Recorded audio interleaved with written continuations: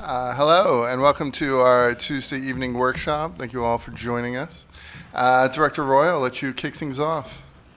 Tonight, we're going to be going over fund balance and LCIP. Can be found on page 35 to 37. What I'm going to do is I'm going to open it up to you on any questions you will have on any of the fund balance items. All the directors are here to answer any of those questions. So I'll open it up to the council.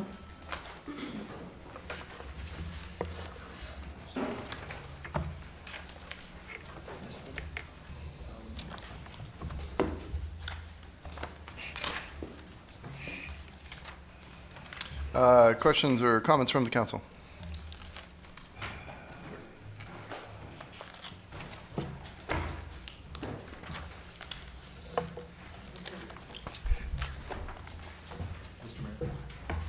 Councilor Nagy.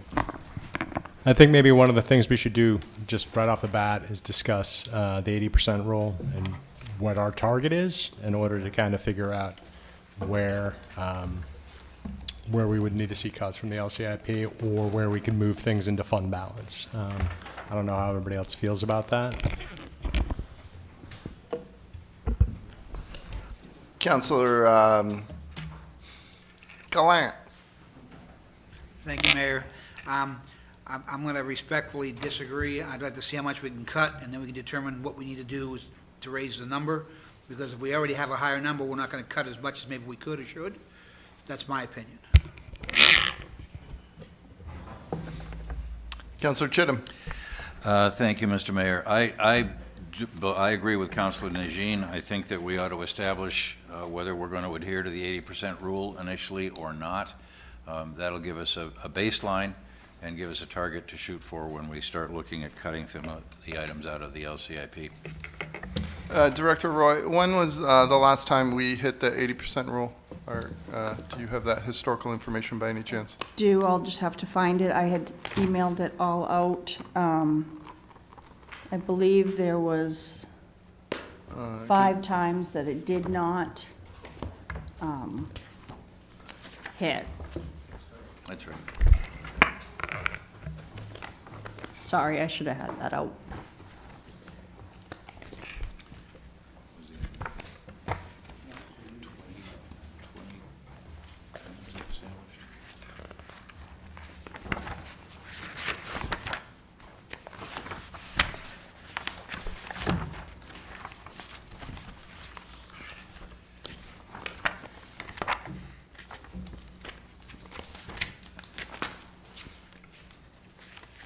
I don't think we've hit it in the past couple budget cycles, have we?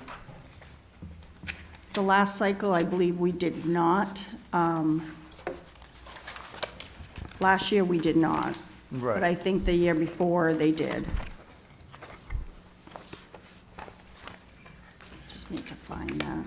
Councilor Chittum. Thank you. It's not really a matter of hitting it. The council decides whether or not we want to adhere or waive the rule that was established in 2012 or thereabouts.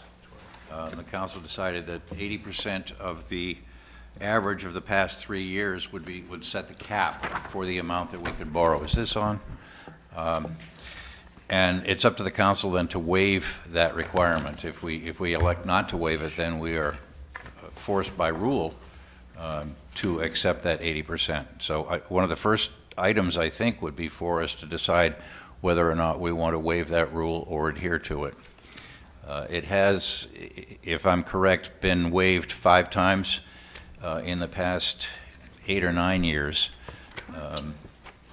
and I'm an advocate of holding to that spending limit to keep our borrowing as low as possible. Councilor Nate, or 1 second, Councilor. Sorry, Director Roy. I did find it. So the last 3 years, 2024, 2023, and 2022, it was not hit. The limit was over the 80%. In 2021, it was below the 80%. Right. And doesn't, Director Roy, doesn't it stand to reason as we retire more and more debt, it becomes increasingly harder to hit that? Correct, because the amount goes down for that 3-year comparison. And are you able to, I guess, give us the amount that we would, because you presented several options, could you give us an amount that we would need to cut in order to hit that, this budget? Yes, so in the sheet for the LCIP on page 37, the total that was being requested was 20 million. The amount that hits the 80% rule is 6,000,009. So you have about 14, 13 million. Thank you. Councilor Najin, did you have something? I was just going to speak to the fact that basically establishing the floor in our general fund, how much money we're going to consider as allowable to spend for the funds that are coming in from the state, and setting some type of number around the LCIP kind of gives us the budget framework in order to figure out which pieces we need to fill in. But I'm comfortable with the idea of coming to like a hard, like I would prefer not to go over 100% of the 80% rule. I think we could maybe agree on that or agree to being near that, but. Councilor Glant. If we decide to go that route, would we have to make it an agenda item so it can be open to the public? We can't do it obviously in a budget session. So at this point, it'd be a moot point to say we're gonna go to 90, 95%, because maybe we could be forced to change our minds. My thoughts. Councilor Harriman. I guess just procedurally, that's just part of the whole budget conversation that we're having, so I don't think that it has to be an agenda item in a regular meeting. I would agree with Councilor Najin. I think we need to figure out some sort of framework that we're gonna use to guide our discussions. And yeah, and I don't think that the 80% rule is really feasible and realistic at this point to be underneath that 80% cap. Mr. Mayor? Administrator O'Malley, yes. Yeah, I would agree with Council Harriman that this is for discussion purpose only. You don't have to put this in front of the city council for an agenda vote. I mean, once you do your final budget, that will be part of the discussions you have, but as you proceed through your discussions, you can do the 80, 85, whatever you folks decide on what you want to shoot for. Thank you, Administrator O'Malley. Yeah, and rather than, I guess, if it pleases the council, rather than try to come to some arbitrary number now, maybe we could have a quick discussion about the items in LCIP, because there are several must-do items. For instance, we have new police station equipment that we need to fund, that they will be definitely needing for their new police station. So some of these items are not going to be optional, so perhaps we could have a discussion about the items and then see where we land from there. Councilor Najin. And one of the points as well, I guess, is we're working through the LCIP. Some of this could possibly move to fund balance as well. So I do agree with your point. Certainly. Sorry, Director Roy, how much money do we have available to spend in fund balance? So fund balance, if you look on page 36, the total that's being requested to be used is $5,692,145. To get to that 10% threshold, you only have $617,000 left to use to get to that 10% threshold. In prior years, we've spent it down to around 8%. Is that accurate? Usually it's closer to 10%. Okay, thank you. Yes, I guess discussion. Councilor Chittum. Thank you, Mr. Mayor. These are lovely flowers, but I wonder if they could be moved off the dais so that I can see my fellow councilors. Yeah, yes. We'll be needing them later, but yes, not right this second. Thank you. Administrator O'Malley, can you come get these from me? Thank you. To the minimum fund balance, there is a statutory or at least a regulatory maximum and minimum. Is that imposed by the state or by our own rules? It's by your own rules. The 8% to the minimum, 10% to the maximum in that sweet spot to make sure, but yes, it's the council put her together, it's an actual policy. Thank you. So do we need to take action? We can't do it right now, but do we need to take action to target the lower end of that fund balance, the 8%? No, because the rule is you can go down to the minimum of 80%, Okay. but the threshold is the 10%. And that would be the maximum that's recommended? Correct. Okay. All right. Thank you. Councilor Glant? Thank you, Mayor. So if I understand this correctly, we have $600,000 available in the fund balance to play with? Was that telling me? It's To stay at the the 10%. amount to stay with the 10%. So we can move $600,000 over, which is pretty much peanuts when you're thinking about 20 million to go to 7 or 8. Just, I want to make that clear, there's not a lot of room in the fund balance. Understood. Councilor Chin, did you have something else? Well, I'm curious now, $600,000 to get to the 10%, what to get to 8%? How much extra money does that give us? Let's see.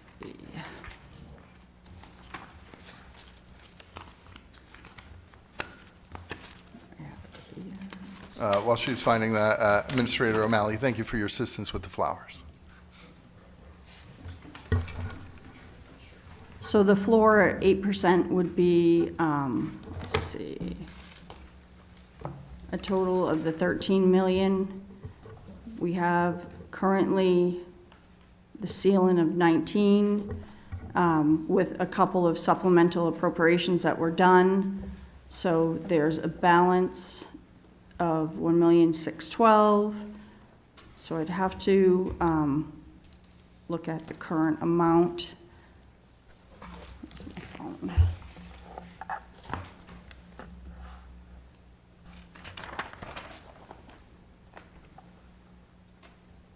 So 8% of the revenues would be 13 million. That is the 8%. So we would have to keep 13 million in fund balance. So the total we have in fund balance that was being used is 5 million.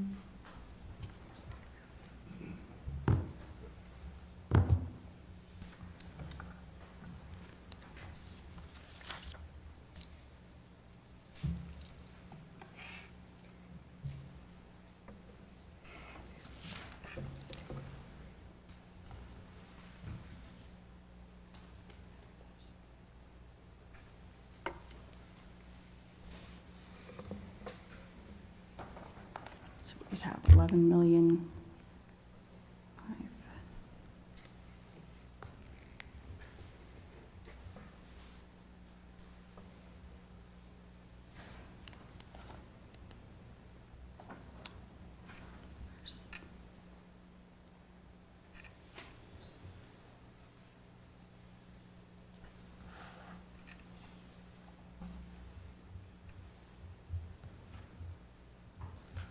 Sorry. I don't know if you have questions for any of the department heads on any of the projects under fund balance. I do. Director Gagne, can you join Director Roy up here, please?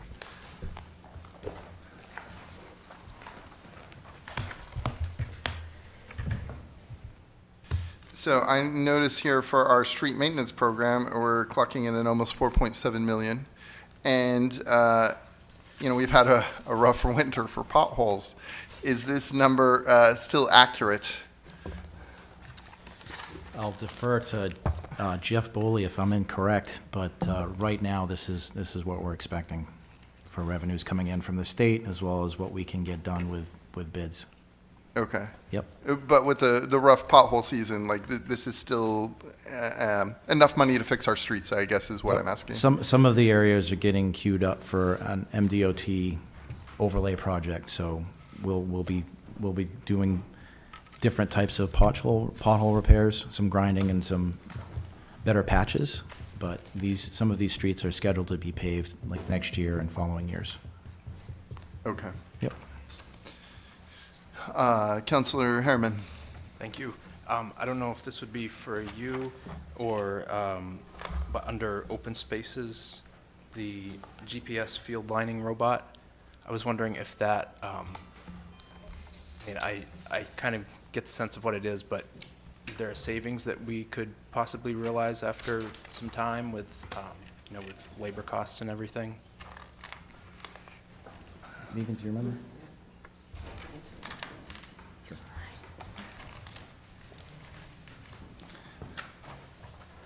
I was going to say, it sounds pretty nifty. It is, it's pretty cool, and yes, we did do a cost analysis on that, and it would be a savings to the city and the school department, because we charge the school department for, we have a percentage, Public Works has a small percentage, but we have a field maintenance agreement with the Lewiston Recreation Department as well as the school department for any of these capital items. It's a 50-50, so the school department would have to put in 50% of this. Yes, we just put in a program of whatever particular sport is being played, the lines of it, and we basically can walk away and do other work around the location, and we don't have to do the lining, we don't have to spend the time on the lining, we could be elsewhere. Thank you. You're welcome, thank you.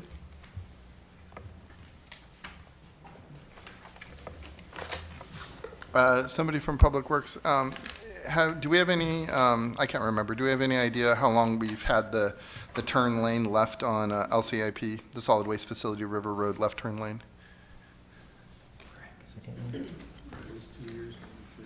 Yeah, we believe at least 2 years, maybe 3. Okay. Yep. And what does that do for us again? So as you're coming off from River Road to turn into the facility, it's a 1 lane right now. So this would allow for traffic to not get stacked up there during busy weekend, busy days. Gotcha. Thank you. Councilor Chittum. Director Gagne, how many cars typically queue up in the right-hand shoulder waiting to get into the transfer station, especially now that the new scaling system is up and running? Do you have a I sense don't have on a sense of that, but. Okay.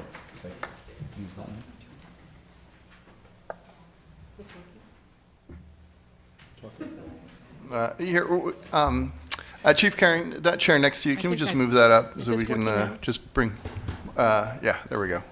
Thank you. Sorry, I wasn't trying to take your chair. This way we can just bring more people to the party here. You know, it's really, Saturdays are the busiest, and even with the new scale system, it was supposed to be automated, it's not automated. When it gets really busy and we have cars lining up, we literally just start having people come in. We don't scale them in because we don't want, you know, an unsafe situation on River Road.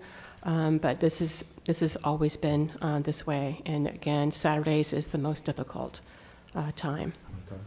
Oh gosh, 20, maybe more that I've seen. I've been there on a Saturday where we've had maybe 7 or 8 lined up, and I'm driving away from, was at the hazardous depot, and driving away and just seeing cars coming in. I know that they're going to, so I would say 20. I've been in that queue myself several times, and it is inconvenient, but I'm not certain that it's worth the cost of putting in a dedicated left turn lane.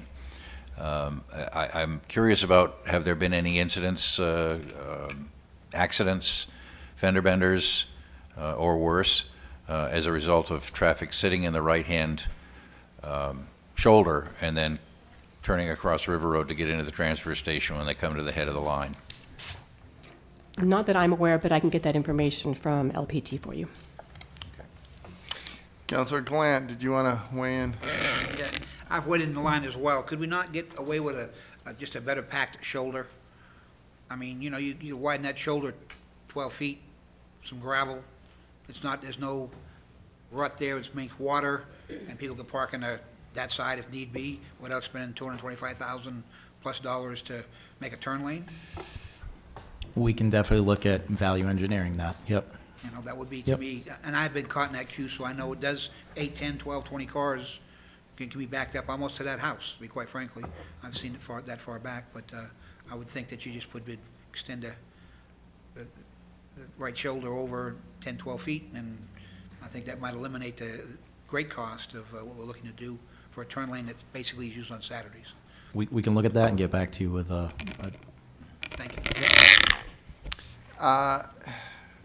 Yes, Councilor Harriman, did you have something? Thank you. Yeah, I see that that turn lane is listed under the defer category, or the defer column on here. And I was just wondering if that is at the recommendation of administration, or at the recommendation of Public Works? Like, that's something that could wait a little longer, or who ended up putting it there?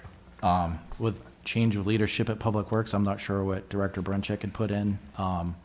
Through the budget process, the city administrator does take some latitude in proposing things along with Director Roy. So, like Deputy Bates said, this is not something that we've had. It's been this way. The solid waste facility has been there for a long time. So if there's other priorities that administration or the council believes, then deferred.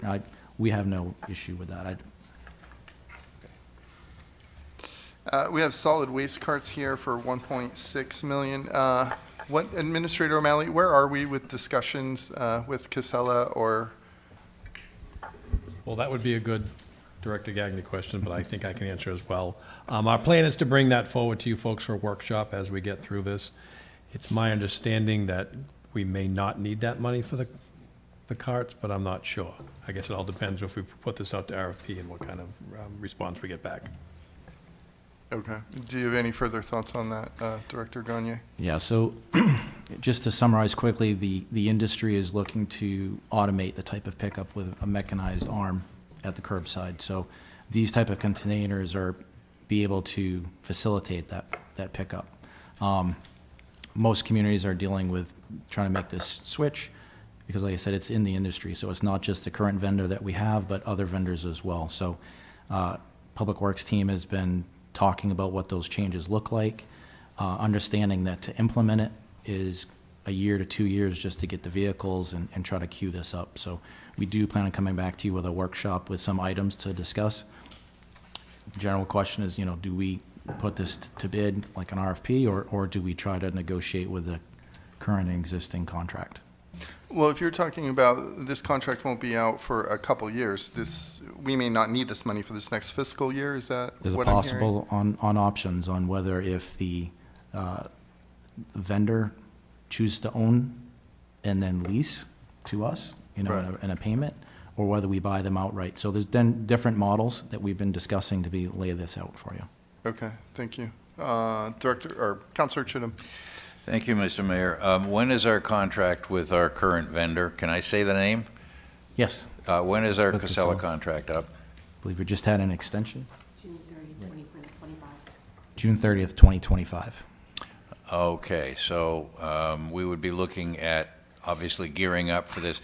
Are we planning to go out to RFP for a renewal, for the next contract starting in fiscal '26?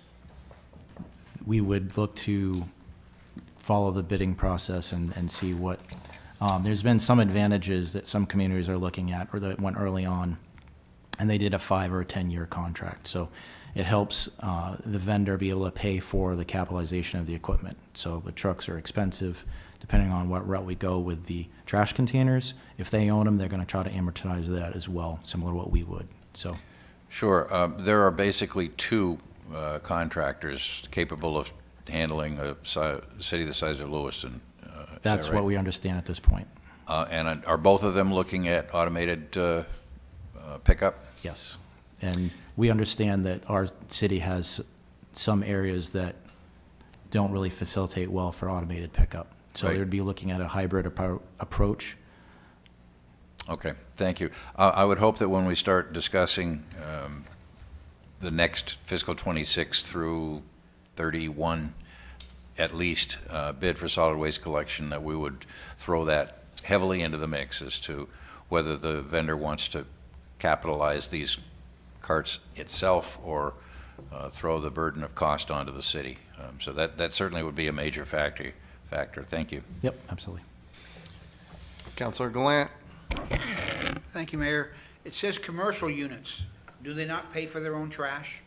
Right now, it's my understanding that it's 5 residential units and lower, they're on the city program. And there's some, so there's some nuances here. Other communities, that number is 3 units and smaller. And there is, businesses are responsible for their trash pickup. But there is a city program as well if they were grandfathered. Right, and other communities also have them buy their special bags, so they can have a revenue. Could we not charge our people half the price of a container, like they turn it back in, they get their money back, or some system along that line to, because these things tend to disappear. So there's been prior discussions, I think, with paper bag a couple years ago. The communities that have done it have seen it as a revenue stream, and we've had kind of a roundtable discussion a couple weeks ago with other communities, and we thought we'd share some information, what their experiences were. It was a great dialogue. The paper bag is a very, people very strongly about it, one way or the other. So in that in itself of going to paper bag is a difficult discussion. All right, so, but you have looked into it, you guys have had We have, it has discussions been about discussed in the past. That's Yep. all I request anyways. Yep. Invest and look. Well, and I think we want to be able to bring options of what people are doing out there, and that's what we would do in the workshop. And the team has done a great job, so Deputy Director Bates, as well as our solid waste and environmental, John Kaczynski and others. So it's been a great discussion, but we're trying to get ahead of the information so we can bring you good information. Councilor Najin. I'm just going to move down all these pieces that belong to you. Sure. So, the canal ownership projects at $500,000, that is furthering some of the Riverfront Island Master Plan implementation. Is that correct, or is it specifically for? I guess the question that I'm asking here is, if we defer part or all of that, does that stop both the connectivity with the trail pieces that were being talked about as far as going over the canal? Or is this just strictly maintenance for canal pieces? I want to make sure I'm talking about the right line item. Do you have it on the? Yeah, so it's on the list? canal ownership projects at $500,000 on the LCIP bond.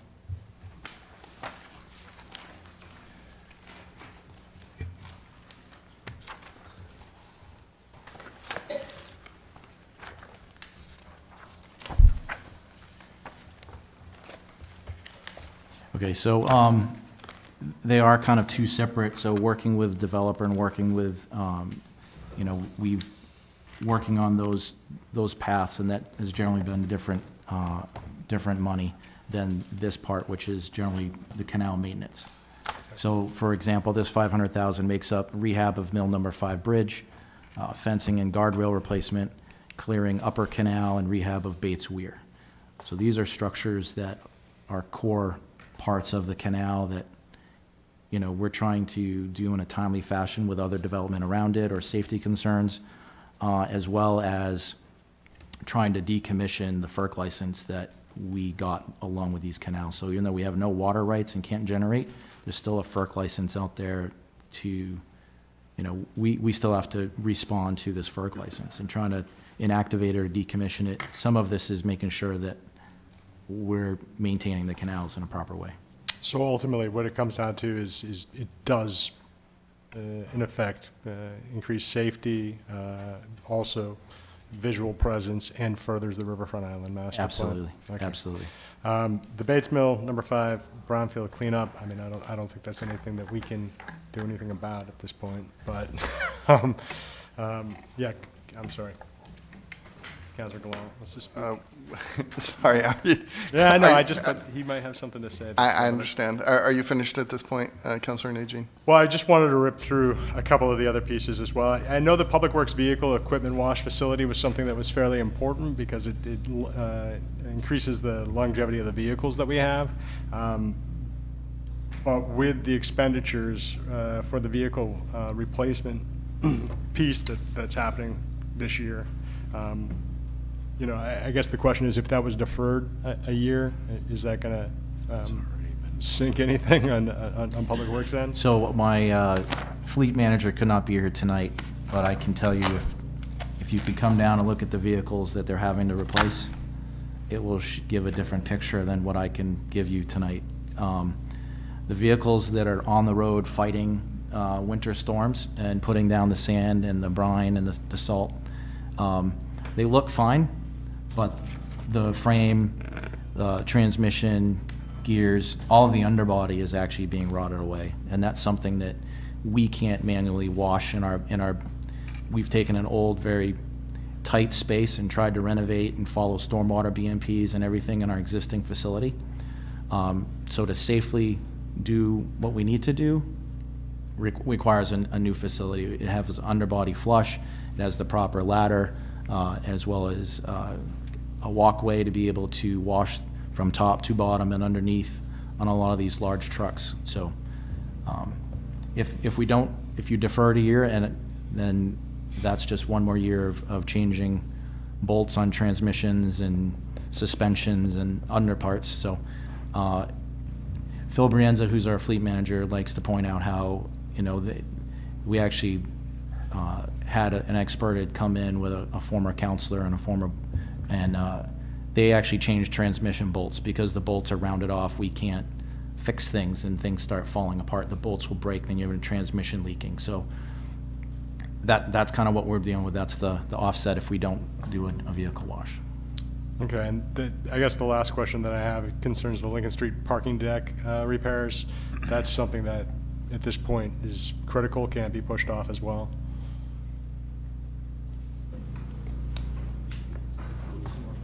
Louis, yes. Louis is? We're gonna have Louis come up. Yeah, so the top deck of Lake Street Garage has multiple cracks throughout the entire surface, probably every 15 to 20 feet. Those cracks have opened up and the coating on the surface of the deck has begun to peel off and it's no longer protecting the concrete. So we're shortening the life. Could it be postponed a year? Yes, but I'm not qualified to say what we're going to lose. It's just the best option. If we defer this a year, I would prefer to make sure that the top deck doesn't get used through the winter months, period, which we haven't had to at this point. We're only about 50 to 100 cars in that garage, and it holds about 350, I believe. Thank you very much. Did you have any other thoughts on that, Engineer Bollier? No, Louis more familiar than I am. Okay, all right, thank you. Councilor Glant, did you have something? First comment to what we Can you use your mic, please? Thank comment to you. what we just discussed. I like the idea of delaying it, not using the top. Is it leaking through to the next level? Not yet. Okay, so for me it would be, and again, the usage is, my question was, if the usage is that small, closing that off or closing, to a temporary period might save us a year. So, and I do appreciate the fact that you won't get on record for that. I wouldn't either. Next was Brownsville Mill. My personal opinion is why don't we just wreck it? Okay? I don't know why we want to spend $11 million, $10 million the next couple of years. That'd make a nice place for housing if it was leveled down and gotten rid of. I know it's part of our history, but for us to invest $11 million, the state's got to give us 1.5, almost $10 million over 2 years for something we no guarantee anyone wants to rent, to use, to do anything with. Don't seem like good use of that money to me. Councilor Chittum? Thank you. My understanding is that we don't have an option on this brownfield cleanup. Whether we tear the building down or rehabilitate it, we have to spend this money anyway. We seem to be jumping all over here. My preference would be to work on down through and let any counselor who wants to comment on a particular item discuss that item. But since we're on brownfield right now, I don't know that we have a choice other than to defer it for another year, which means that the cost is going to be $2.2 million for cleanup next year and $2.7 million the year after that. So as much as I'm loath to spend good interest to borrow money to accomplish this, it has to be done. I think I would prefer to see us look for grants rather than borrowing money. I'm loath to borrow money, especially for maintenance. We talked about the parking garage earlier. That's a maintenance item. a lot of the canal issues are maintenance items, and it seems to me those ought to be coming out of the operating budget rather than paying somebody to borrow their money to accomplish what essentially is an operating cost. Director Jeffers, do you want to weigh in on that? To weigh in a little bit, I mean, Bates 5 is a challenge that I believe that your council is going to be the one who gets to pull the trigger. To Councilor Chittum's point, whether you just fully remediate it and redevelop it, or you tear it down, it's going to be $10.5 million. So there's no cost savings there. As far as mitigating it, even if it's coming down, you still need to deal with the asbestos. You still need to there's some PCBs in areas of the mill that where they generated power and there were some leaking oils and one. It's like it's a PCB laden site, but there's a couple of sites. So the cleanup has to occur and then the building would come down. It's complicated if the building comes down because it's also, we believe, structurally part of what holds the canal system together. So for all those reasons, the best estimates, and these are a couple of year-old estimates at this point, that $9.5 million is what we'd had, and we inflated it a bit. It's probably $10.5 million now. There is some brownfield cleanup work underway right now, which, again, regardless of whether it's coming down or staying up, you need to take the asbestos out of the exterior. That work is actually starting this week. And that's our first $500,000 grant, which was a grant from the EPA. We do have about $1.5 million that's been set aside over the years from the fund balance to help start working on this. But this is a big challenge. The numbers in the LCIP were just to make sure it stays on everybody's radar that this is a big problem that needs to be dealt with. And this group will be making that decision at some point over the next year or so, I believe. And since you're here, Director Jeffers, we received the congressional earmark from Golden's office for the roof. Like, what is this? I realize it's not quite related, but it is sort of. Yeah, can you give us the status on where we're at with that? It is related. We had $1 million as a federal earmark specifically for helping with the roof. The roof is about a $2.5 million problem. Take it off, but you don't want to take it off and just leave it wide open. The weather is starting to do that for us anyway. There are big sheets on the roof that are starting to come off. There's quite a bit of leakage inside the mill. The last number I heard was about $2.5 million to take it off and then re-roof it.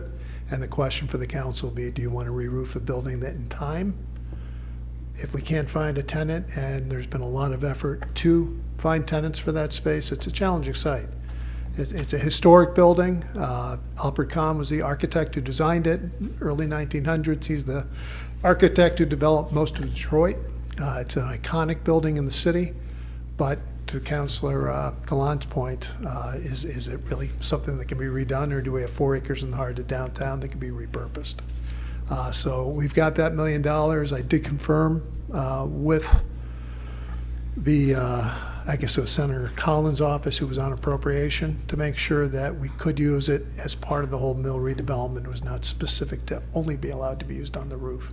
So that was a roundabout way to getting to your question, Mayor. And when that earmark was approved quite some time ago, when would we need to spend it before we lose it?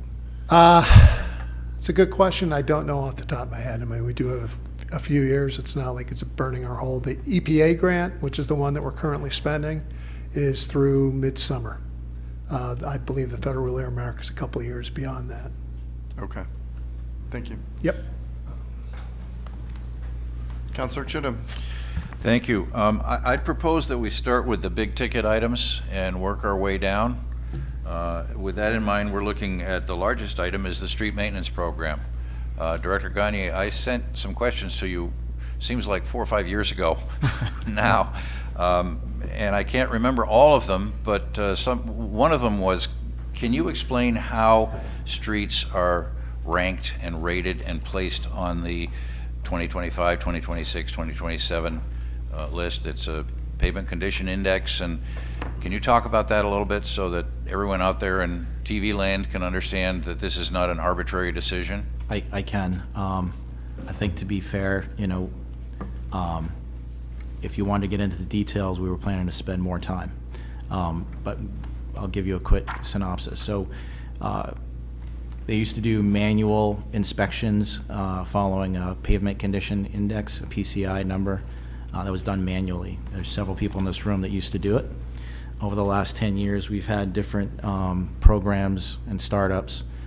This last one that Jeff Boley, city engineer, and his team did is now in our system, so it's digital. They went through and actually have a vehicle, takes images, has sensors, and develops a PCI index based on that. So it's based on GIS mapping, so it's tied to the center line. We also got sidewalk information, so imaging to be able to put a rating to each of the road segments in the city. So we have that data. That data is then reviewed to look at which are the worst, then coordinate which streets are being paved under MDOT, which streets have water line or sewer line or other construction projects associated, which neighborhoods or which streets are being a new development coming in. So we really try to coordinate that, and that's what Jeff and his team do to try to coordinate which ones should be done in a good time, so that we're not going back to redig because there's a water break and it blew up. I say blew up. It eroded and washed away the new pavement, and we have to go back and dig. So we have it on our website. I think it's called a storyboard. It's up there, and it summarizes some of that. It has links to some of our maps.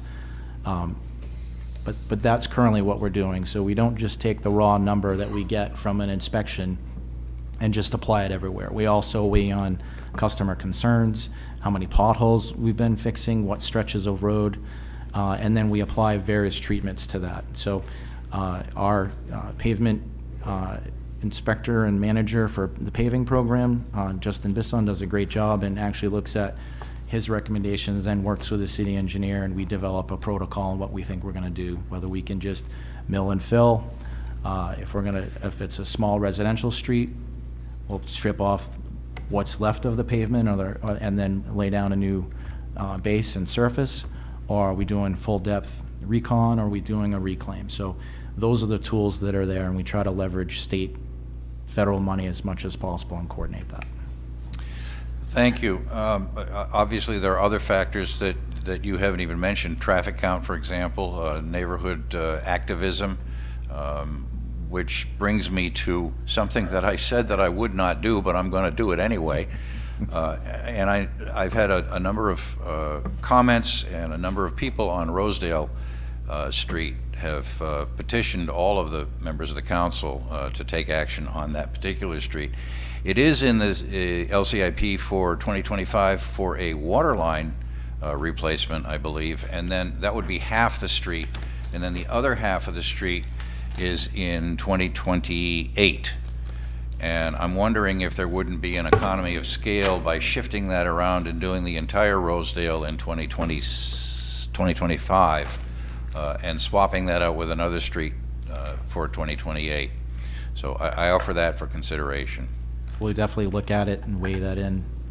If we add a street, then there's a neighborhood or another street that's not going to be done. So we'll come back to you with what ramifications could be with moving that up.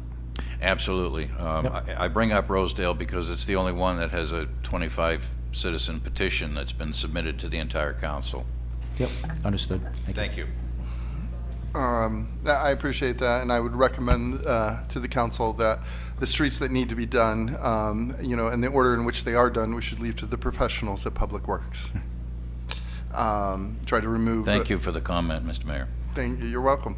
And try to remove that process from being or trying to avoid that being a politically charged process. The question that I had, and then we'll move forward here. So this 4.7 million with staffing, if you got this full amount, do we have staff at Public Works to accomplish all of this? Like, where are we staffing with the Streets and Highway Division? So not all of this is going to be done by city crews. We're putting this out to bid, and it's related to some of our smaller contracts with street and sidewalks. Some of them are the larger surface overlays. What do you think, Jeff? Can we get it done? All right. So our city engineer said, yes, we can get it done, and we could actually use more funding, so. Bottom line, we have capacity at Public Works to utilize this. We'll be using contractors and getting most of this out to bid. Okay. Yep. And as well as, some of this, if we have a nice dry summer, we can get a lot of paving done. If we have a similar that we had last year with wet and rainy season, that put a lot of projects, our striping projects, our paving projects. We can dig and we can put gravel in, but it's hard to put a surface on an existing road when it's raining. And that causes a problem, causes water quality issues with our pavement too in the future. So if we have a nice dry summer, we can get a lot done. We'll make the appropriate sacrifices. Councilor Harriman, did you have something? No, my point was just what Councilor Chittum made about Bates Mill, that we have to do that cleanup whether we tear the building down or rehab it. Councilor Najin. I don't think this is directed for you, but possibly. The Armory interior renovation and exterior renovation, are we required to do that by contract with the folks who are renting it? And what is what's the upside and the downside? If we do it today, this LCIP, what do we save versus what do we get, I'll let Louis Turcotte, our facilities manager, respond to that. The interior renovation is geared towards the programming of the Armory. So that's the question better answered by the director or Alyssa.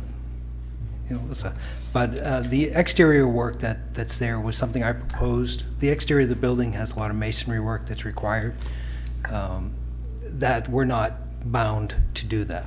It's just that's a program that I'd like to get started, and I think that was an estimate for a first-year start. Concerning the interior, the $930,000 bonded for the interior work? Yes, can you join us, Alyssa? Thank you. Hi, Alyssa. I'm the recreation coordinator, filling in for Director Welch. So happy to answer any questions that I can, but also bring things to her attention as well when she comes back into the office. But for interior-wise, Phase 1 has just wrapped up in the basement of the Armory of the addition of full-size locker rooms, and so we're hoping to get Phase 2 approved, which would be a great asset to the city for additional programming space for all ages of the city, from young to old, and then also as a great resource for in case of emergencies, as a warming shelter, having access in the center of the city for people to come to there. So for instance, when we just had our power outage where some folks didn't have power for 3 to 4 days, that could be a place if this was built out correctly to accommodate these folks? Yeah, the Armory, we didn't lose any power. It gets back on fairly quickly if it does happen, so it'd be a great place to use for our community in that way. Thank you. Councilor Chittum. Thank you. This is another example of an item that, to me, should be a maintenance item and taken out of the operating budget rather than capitalizing it. And again, paying people to borrow their money. Right now, we have $1.6 million in debt service, in interest that we're paying. Is that correct, Director Roy? Some number very close to that is money that's going out of the city because we're borrowing money to do the projects that we need to do. Mechanic Falls has announced very recently that within 2 years they're going to be debt-free. They will carry no debt, which means that the money that they're paying for interest can actually go to work directly for Mechanic Falls. My goal, although it's a lofty one and won't happen in my lifetime, is to get the city of Lewiston in that position as well, so that we, instead of borrowing money, we're saving money and we're earning interest on it. We could be looking at effectively $3.2 million in additional revenues in money that we don't have to pay in interest and that we could earn in interest if we have it in the correct investment vehicles. So that's my take, and I would prefer to see as many maintenance projects undertaken out of the operating budget. Capital projects, building bridges, building new buildings, yes, absolutely. We should bond those. But when we're repairing and maintaining our infrastructure, to the extent possible, we should be using tax revenues and revenue sharing for that. Thank you. We're going to try to wrap up with a few minutes to spare before the meeting. Yes, Councilor Soul. I think I remember them saying think, is it Jeff, that you have one bay to wash your vehicles right now? You're using a garage? Correct, it's the end of the Public Works building. And the new facility, how many vehicles can you wash at a time in the new facility? Would it be the same, just one? I'm going to definitely defer to Jeff on that one. Okay. And then, is it going to be for all, you're in, thank you. Yeah. I was going to move on. The new bay would be 4 vehicles at a time. Well, that's, okay. And is that all vehicles for the city? So fire, police, public works, or is it just public works equipment and vehicles? I believe it would be intended for all vehicles. All vehicles? Okay. Thank you. It can be set up with a key fob like the fuel system so that if other departments or other outside people do want to use it, we could potentially charge them a fee to use it. Okay. Thank you. Councilor Gouin? Thank you, Mayor. So school buses could be washed? They would fit. Because If we that's a want to big, allow- big problem with school buses, it's just like your vehicles, they're off the road long before their lifetime simply because of the rust. So perhaps we can make sure they're in a program to get their buses washed on a regular basis, to get them cleaned up. Councilor Chittum? Thank you. I think that the vehicle wash is a laudable effort. I would like to see some good estimates on how many years of life can be added to a vehicle if we're maintaining it and washing the salt and the brine off and not having to replace transmission bolts because they're rotted away. That's going to be the payback for a vehicle wash station. We're looking at, what is it, $1.5 million for that? 1.2. 1.26. 1.2, okay, so more than $1 million. How many years of additional life can we get out of our vehicles, and how soon will we pay back that 1.2 million in maintenance, in equipment and rolling stock that's lasting a year or 2 years longer than it would without washing? That's data. I think there's some supposition in there, but if we have that data, it'll help us make better decisions. Councilor Harriman? Thank you. I guess before we get done with the workshop, I wondered if Director Roy had that information about the 8% threshold. And Correct. You would have an additional 3.8 million. thank you. You're welcome. Councilor Najin, did you have something? Yeah, just really quickly, Director Jeffers, concerning the Lowell and Middle Street TIFs, do we know if that project's moving forward this year? At this point, they are still looking to secure financing, so to my knowledge, they have not yet. Okay, thank you. Thank you, Director Roy. Thank you to all the department heads. We appreciate your service. And Councilor Chittum, do you have something before we wrap up?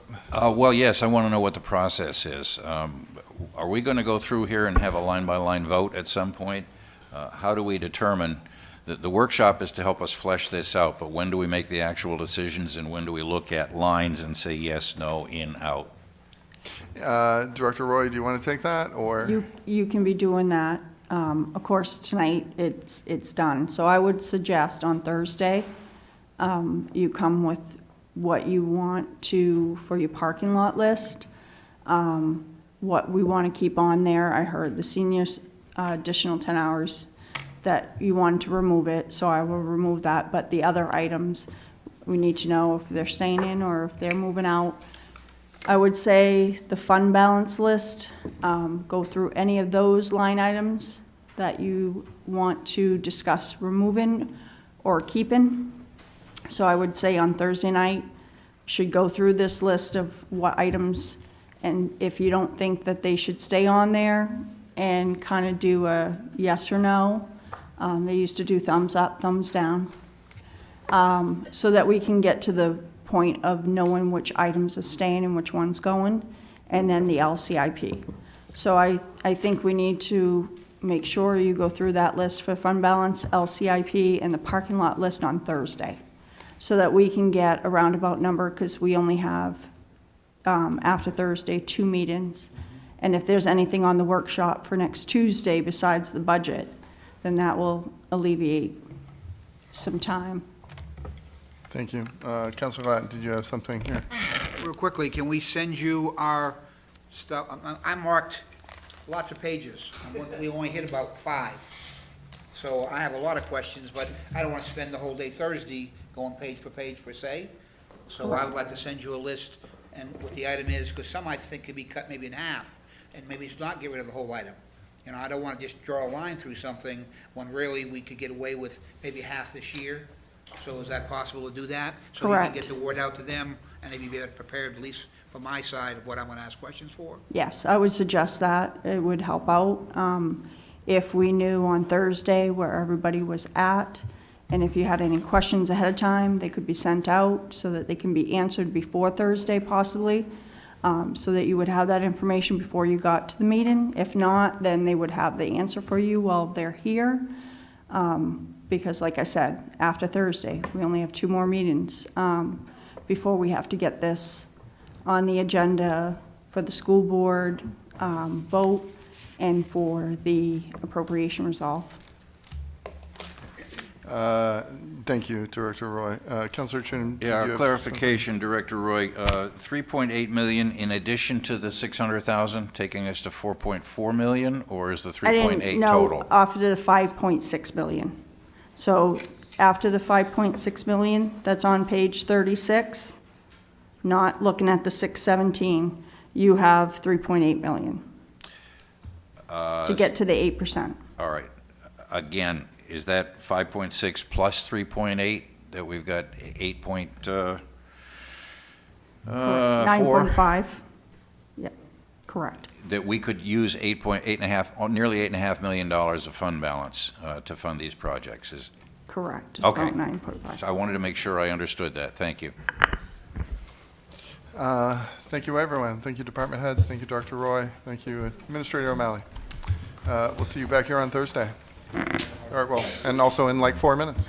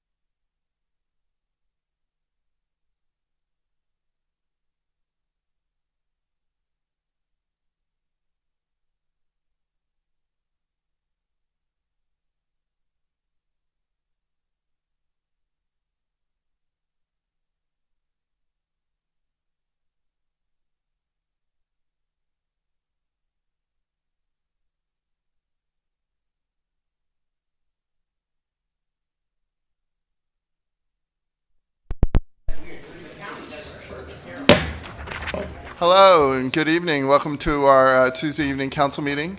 We're going to kick things off with the Pledge of Allegiance, and one of our newest employees, if not the newest, we have Martin Mujiba, who will lead us in the pledge.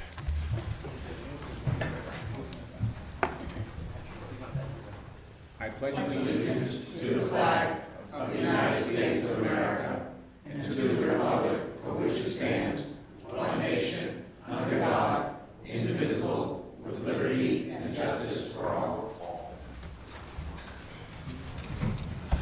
Martin, thank you very much. Merci beaucoup.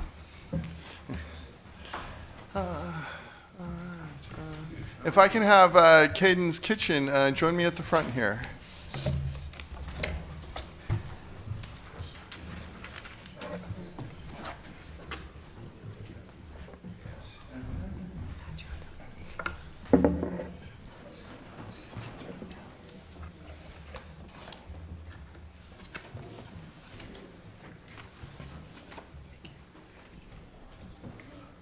Thank you, Madam Clerk.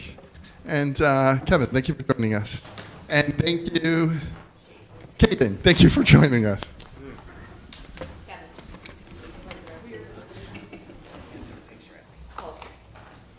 They can all come down now. Yeah, come on down. Yeah.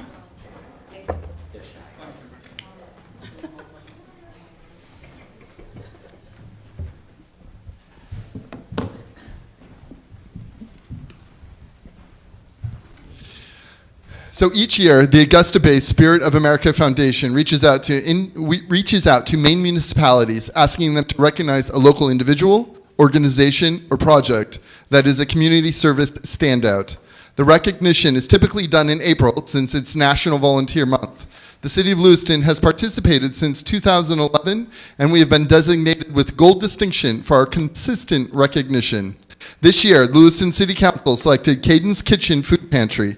Kaydenz Kitchen was born in 2017 when Kayden, the generous, kind-hearted 9-year-old daughter of Kevin and Christy Bolliard, wanted to give to families in need. Their initial efforts delivered food care packages and eventually blossomed into a multifaceted outreach. Kaydenz Kitchen is now a vital aspect of our community with a thriving food pantry, resale clothing closet, and collaborative with partners and volunteers. The family-operated nonprofit assists Lewiston families with food insecurity, clothing, and emergency needs. Kaydenz Kitchen also demonstrates compassion and embraces all with kindness and respect. Most recently, Kaydenz Kitchen expanded its contributions at the LA Emergency Warming Center at Calvary United Methodist Church, providing a safe, warm place for the homeless during Maine's harsh winter. Providing a refuge for nearly 2 months, neighbors helped neighbors and gave selflessly of themselves in doing so. An average of 62 people visited the center per evening, with an evening peak of 93 individuals. The can-do mission of Kaydenz Kitchen is surely deserving of Spirit of America recognition, and we thank you for making such a tremendous difference within our community. We're also proud that Kaydenz Kitchen will represent the City of Lewiston when the Spirit of America Foundation recognizes all municipal standouts later this year. Please join me in congratulating Kaydenz Kitchen.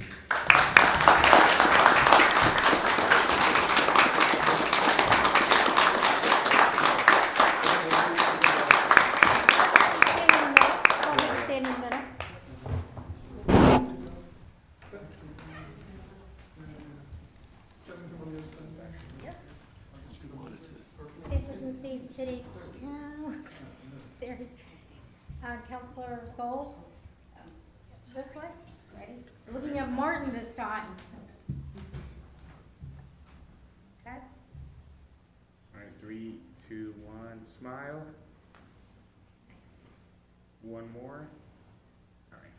Are you good, sir? One more, hold on 1 second. Here we go. You got it? Okay. Just kidding. Anybody else? Thank you. Thank you so very much.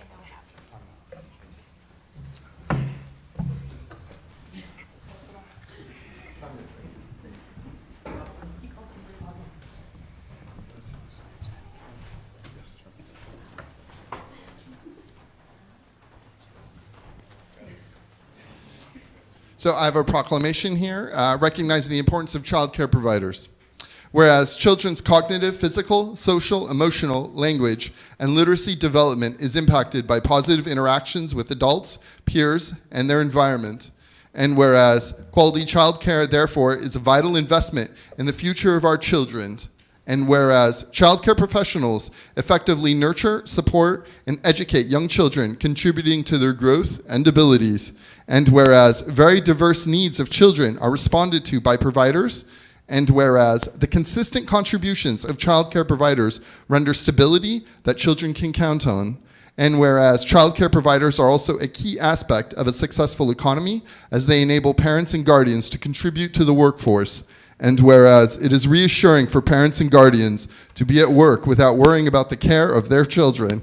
And whereas gratitude is extended to those who pursue or continue a childcare career as they make a valuable difference in the lives of children and the city of Lewiston as a whole.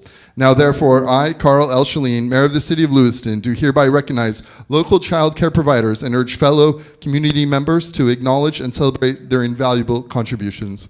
A round of applause for our childcare providers in Lewiston.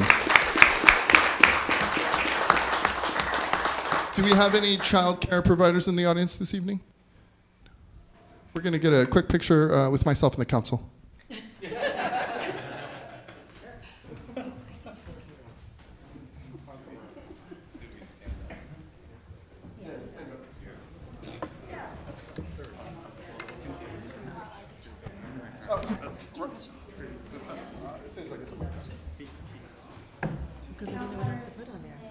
you go. There we go.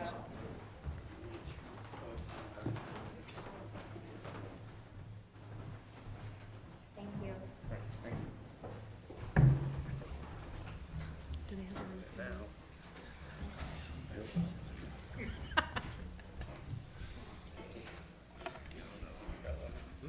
And I've been remiss. We actually do have a child care provider in the room today. A huge round of applause for Councilor Soul.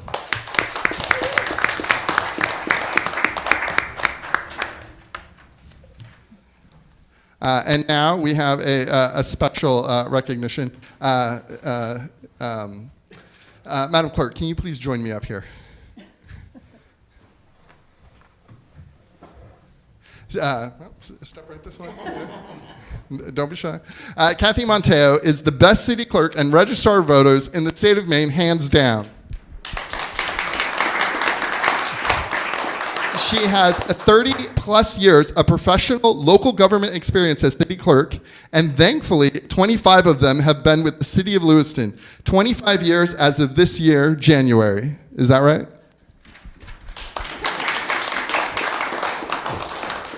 Kathy is an expert in election administration, processing of vital records, records management systems, parliamentary procedure, thank you so much, open meeting law requirements, and the list goes on.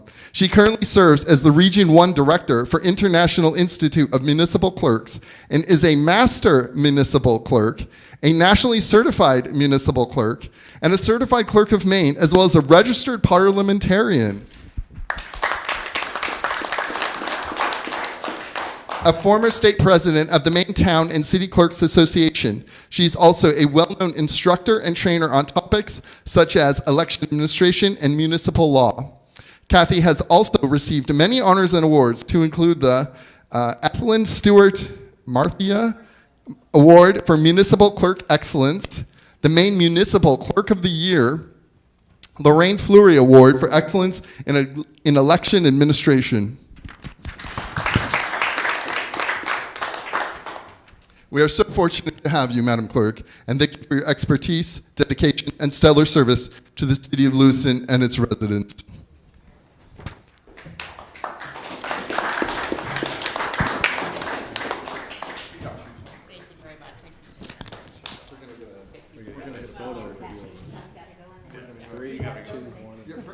Bring the flag.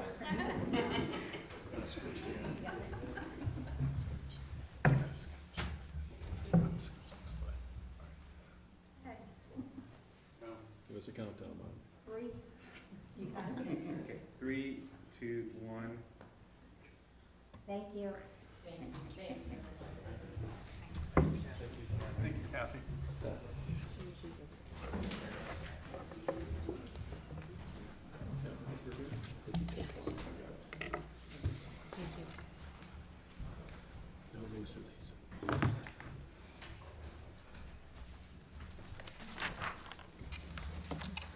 Another huge round of applause for our clerk, Kathy Montel.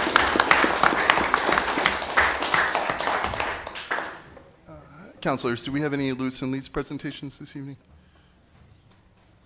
Madam Clerk, I believe we're ready to begin. Yes, all roll call votes for this meeting will begin with the Councilor of Ward 1. I understand we have some minutes. We do. The acceptance of the minutes of the April 2nd, 2024 meeting. May I have a motion, please? So moved. Councilor Chittum, second by Councilor Glant. Madam Clerk, please call the vote. Councilor from Ward 1? Yes. Ward 2? Yes. Ward 3? Yes. Ward 4? Yes. Ward 5? Yes. Ward 6? Yes. Ward 7? Yes. Motion passed by a vote of 7-0. Thank you, Madam Clerk. We are now up to public comment period. Any member of the public may make comments regarding issues pertaining to Lewiston City Government. This period is reserved for non-agenda items. Public comment is also allowed during individual agenda items. Public comment is limited to 3 minutes per person. Please state your name for the record, and please indicate if you're a Lewiston resident. Because this is the business meeting of the City Council, all questions should be directed to the mayor, who will ask staff to follow up at a future time. It is illegal for the City Council to allow comments related to personnel matters. All personnel complaints should be made directly to the City Administration Office. Hi, Adam Jones, Chapter President, MSEA. I heard once the ones who have had the greatest impact, designed beautiful change, added value to the world, they did it through chaos. Yet those are who are the angriest, who've done very little with the gifts allotted to them, they'll cite some variation of chaos for the reason that they haven't been successful. There's an incredible advantage in life for those who can separate past and future. Growth is seeing value where you are and trading up. It's looking around you and seeing what is, but what all that this can become. This great city can continue to become. So as I reflect on the last few months in particular and all that this city has experienced, I have to ask myself, what is my story? What is your story? What is our story? I come here this evening to say thank you for all of your hard work so far and encourage each one of you to ask yourself the question, is this a story I want Lewiston to be remembered by for years to come? Remember this, much like you are only one decision away from a different life, this city can also begin moving forward with just one voice in the midst of chaos. I'll be stepping down as Union Chapter President and resigning as a Code Enforcement Officer for the City of Lewiston, and will continue to write my story on April 24th. I have proudly accepted the opportunity to write a new chapter in my life, one which I will be able to serve within a director-level position of code enforcement for another great city. I will miss all of the amazing staff, MSEA members I've proudly served, citizens and businesses that I have had the pleasure of working with and alongside, many who have actually become more like family. So, Council, I ask this, continue to work hard for this city, its citizens, support the hardworking people who give these walls and many other locations around these streets meaning, that show up every day to help write this extraordinary story as the City of Lewiston. Our MSEA members will continue to fight and stand up for what is right and what is best. So I thank you for your time this evening and for the pleasure I've had working alongside each one of you to bring this positive change that this city has needed. So thank you.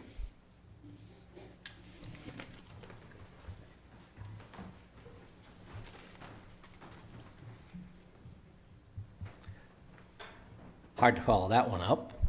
Matthew Agron, Ward 4. Let me start off by saying we, the citizens of Lewiston, value openness and transparency in our government. To the council, I have a question for you all. If during your executive sessions no minutes are kept, no formal record of any decisions made, can that not pose a problem in the future? What will happen if it's later disputed what you all decided in an executive session, and there's no formal record to point to and say, hey, this is what we did? Because executive sessions are held away from the public eye, meeting minutes become especially important. They're the only way to prove what was deliberated when the council decides to meet privately. Executive executive session minutes are an essential record of what's discussed and voted or decided on during a closed-door meeting. After all, decisions can be taken in executive session. Proceedings in executive sessions are secret, but not restricted in any other way. I have looked, and they are recommended to be kept even by Robert's Rules of Order. Now, you can't use Kathy unless the council was to vote to do so. So one of the council members needs to be elected or appointed secretary for the meeting. My thought is the council president. All these minutes need who called and asked for the executive session, the time the executive session was initiated and ended, a record of who was in the room at the start of the executive session, and any changes in the room before it ends. Example, someone left the room early, needs to be recorded. A record of the agenda item or items in the proper order, and a record of all decisions taken during the session, as well as how the council decide on them. As you can see, they're not required complete records. This is far less than, for example, what the appeals board minutes are required to keep. There is good news. Fortunately, Robert's Rules of Order, 12th edition, 9:24 to 27, says the minutes of the meeting are to be held only to approve executive session minutes are automatically approved by the body, so there's no need to get in that infinite loop of meetings. These minutes can only be accessed by those who were in said executive session or in a future executive session that's been called to examine said minutes. They are to be kept confidential unless you, the council, or future councilors decide to vote to make them public. I will ask you all, going forward, please make sure there are proper minutes of all of your executive sessions so that if there is an issue, we all can find out what happened. Thank you. Further public comment? Public comment is now closed. Madam Clerk, I believe we have a consent agenda. We do. There are 4 items on the consent agenda this evening. Item number 1, resolve appointment of a proxy to vote the shares of the Lewiston directors of the Lewiston Auburn Railroad Company as a single block as determined by the majority of the Lewiston directors. Number 2, appointment to the 911 committee. Number 3, approval of the election warrant calling for a special municipal election to be held on Tuesday, May 14th, 2024 for the school budget validation referendum and recommendations from the city clerk, registrar of voters on actions necessary to conduct said election. And number 4, amendment to the traffic schedule to add 2 additional 2-hour parking spaces on Green Street. May I have a motion, please? So moved. Councilor Glant, second by Councilor Roy. Madam Clerk, please call the vote. Council from Ward 1, Yes. Ward 2, Yes. Ward 3, Yes. Ward 4, Yes. Ward 5, Yes. Ward 6, Yes. Ward 7. Yes. Motion passed by a vote of 7-0. Item number 5. Item number 5, public hearing and final passage regarding an amendment to the administrative code pertaining to appointments to city boards and committees. Requested action that the proposed amendments to the City Code of Ordinances, Chapter 2, Administration, Section 2-152, Failure of Nomination by Mayor, receive final passage by a roll call vote. May I have a motion, please? So moved. Councilor Harriman, Second. second by Councilor Chittum. Discussion? Councilor Chittum? I believe it's in order to offer an amendment at this point. It could be a friendly amendment. I would move to alter the last sentence to, well, the only sentence, wherever there's a vacancy for 60 calendar days or more in any appointed office created by ordinance and requiring appointment by the mayor, and the mayor has not appointed or nominated an eligible candidate to fill such vacancy, then such appointment, strike the word shall and replace it with may, be made by the order of the city council, insert a period and delete, and not the mayor.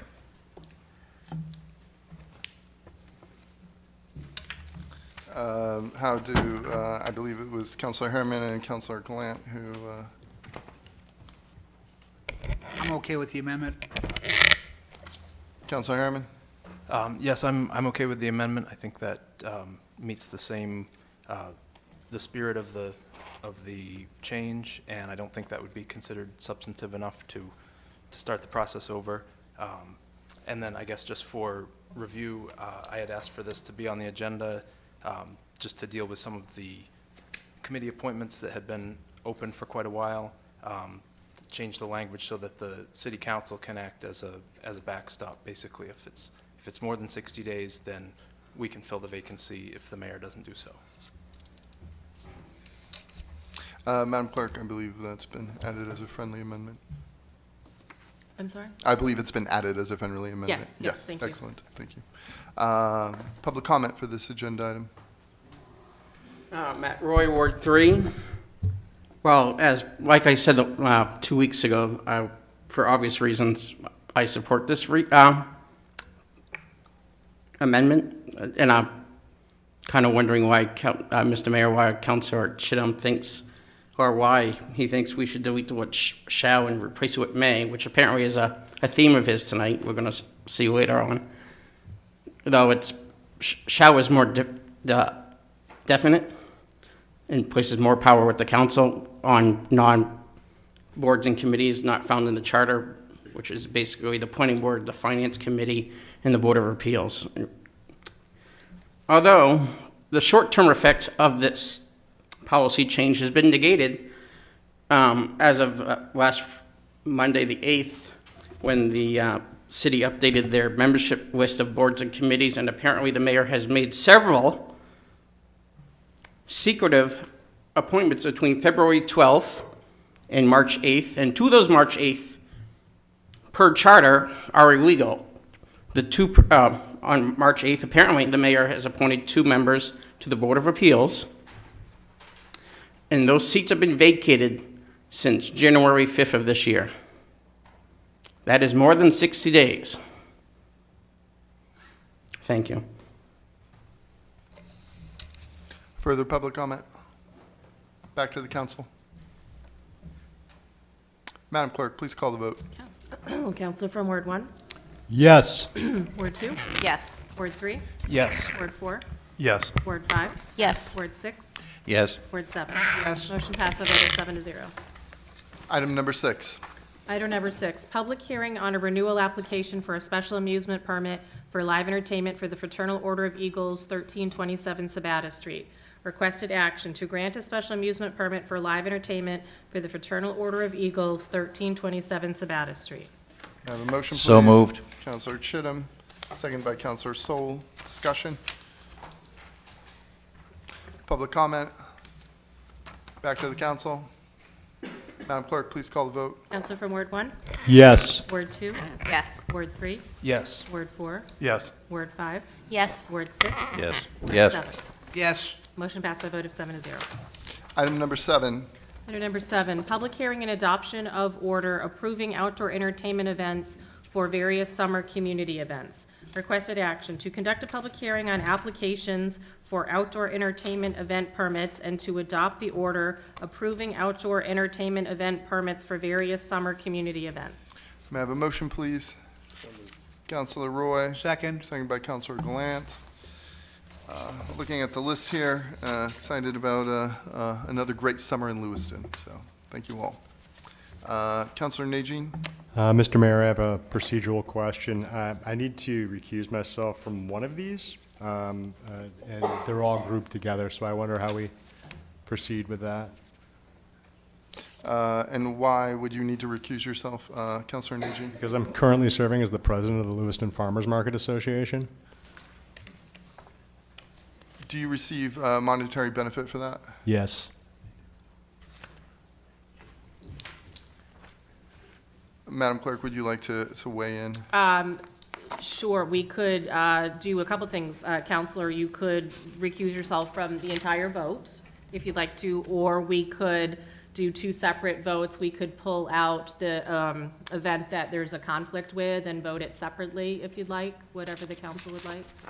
I would prefer the second option if at all possible. I guess I'm fine with that. So if the counselors who made the motion, Counselor Roy and Counselor Gallant, if they would be amenable to a friendly amendment of just removing, I'm sorry, was it the farmer's market, Counselor? Yeah, it would be the farmers market outdoor concerts piece.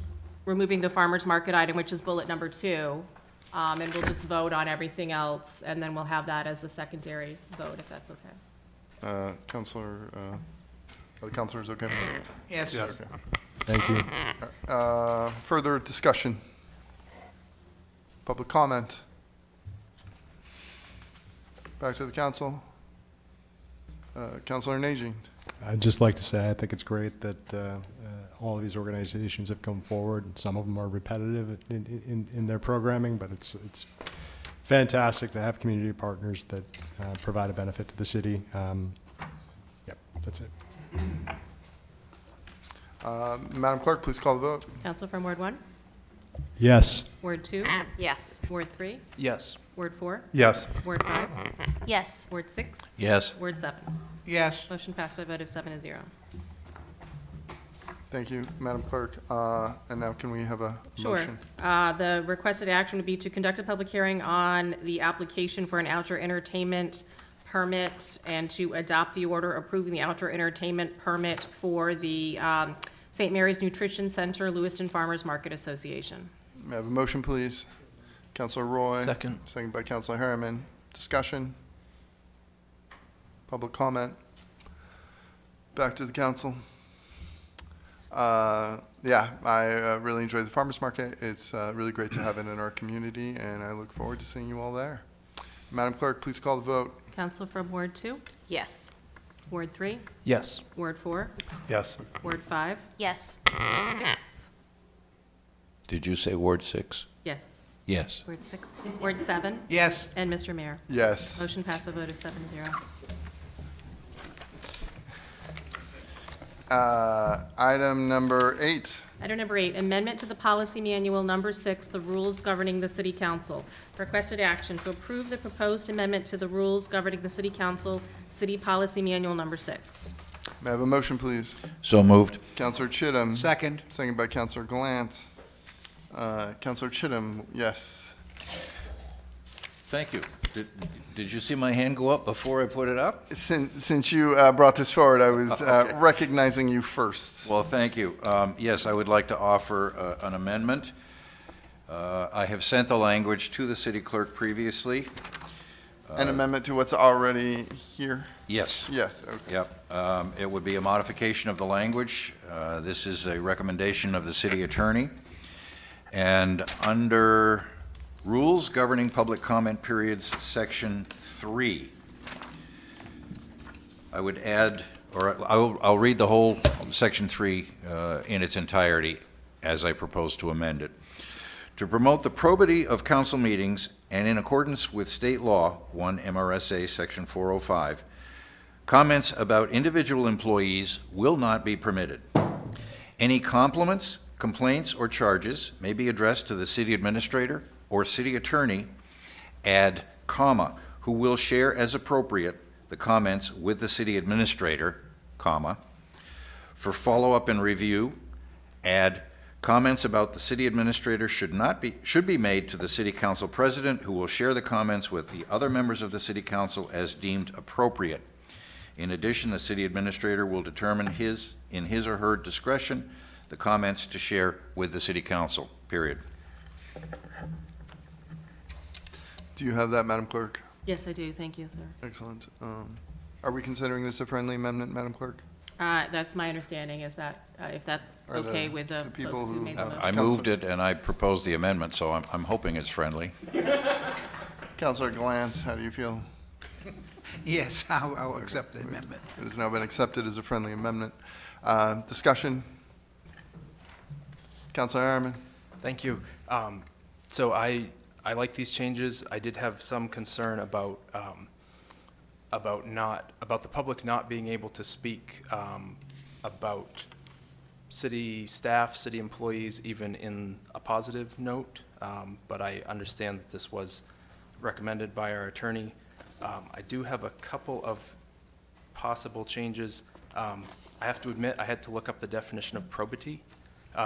So I wonder if it might make sense to change that to a word that's more easily accessible. Or we could leave it and, understanding that people could look up that definition. The second thing would be in the final sentence, in his or her discretion, or her discretion, I would just change it to their, just for gender neutral language for, I think we should be updating our all of our ordinances that way. And then the only other thing was comments about the city administrator should be made to the city council president, who will share the comments with the other members of the city council as deemed appropriate. I just wonder if we struck the words "as deemed appropriate," because it seems to me like the city council president should share that information regardless. I'm just thinking of a situation where maybe the city council president and the city administrator are very closely aligned, and the city council president may not want to share that information with the rest of the council. So just taking that wiggle room out of there might be a good idea. Thank you. Councilor Chittum. This is my second go-around. I want to make certain that everybody's had a chance to comment. As much as I object to the appropriation of plurals, I think that's the way of the world, and replacing his/her with their, as much as it offends my sensibilities, I think that's something that we have to live with now.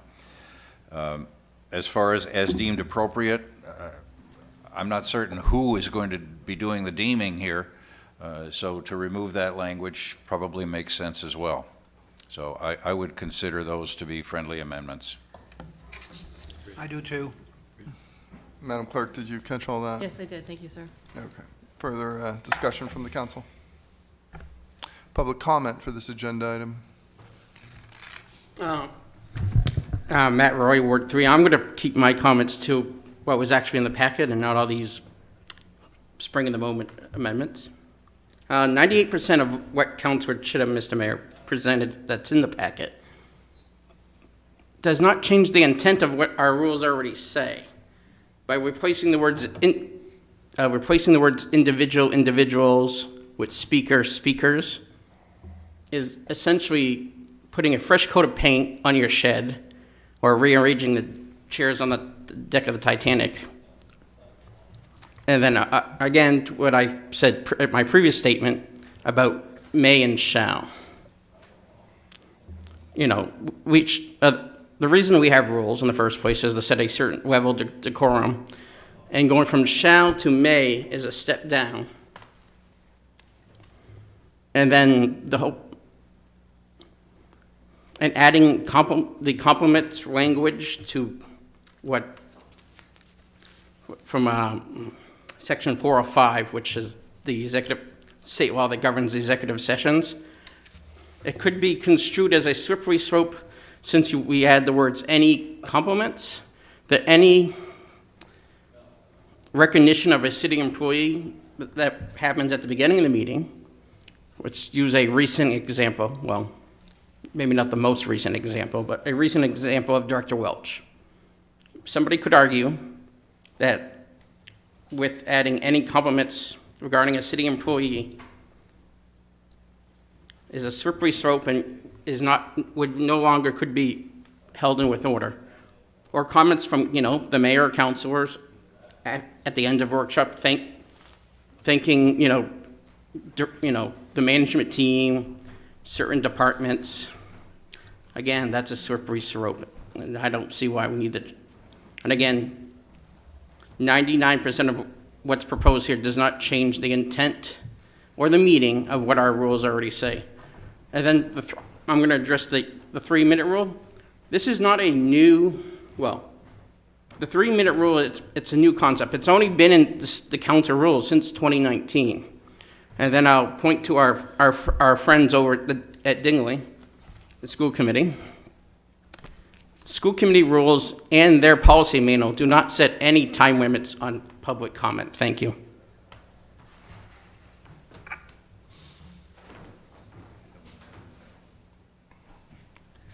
Matthew Agrin, Ward 4. My only objection to this is we are now limited to 5, count them 5, public speakers before the meeting starts. There is no place, once the meeting is going, for anyone who came to show up for a speak who didn't happen to get in line fast enough. Back in the day, when the council first put these rules in, they put a second session in. It was at the very end of the meeting before you guys do any council business or what have you, there was a second spot. I know because I've stood in line at that point to speak on a subject. I don't think we should be limiting it to 15 minutes and then cut it off. There needs to be a second place because, gee, what if you have 6 people who want to talk? 7. Maybe they won't stay all night, but maybe we will.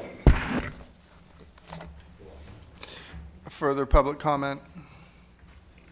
Back to the council.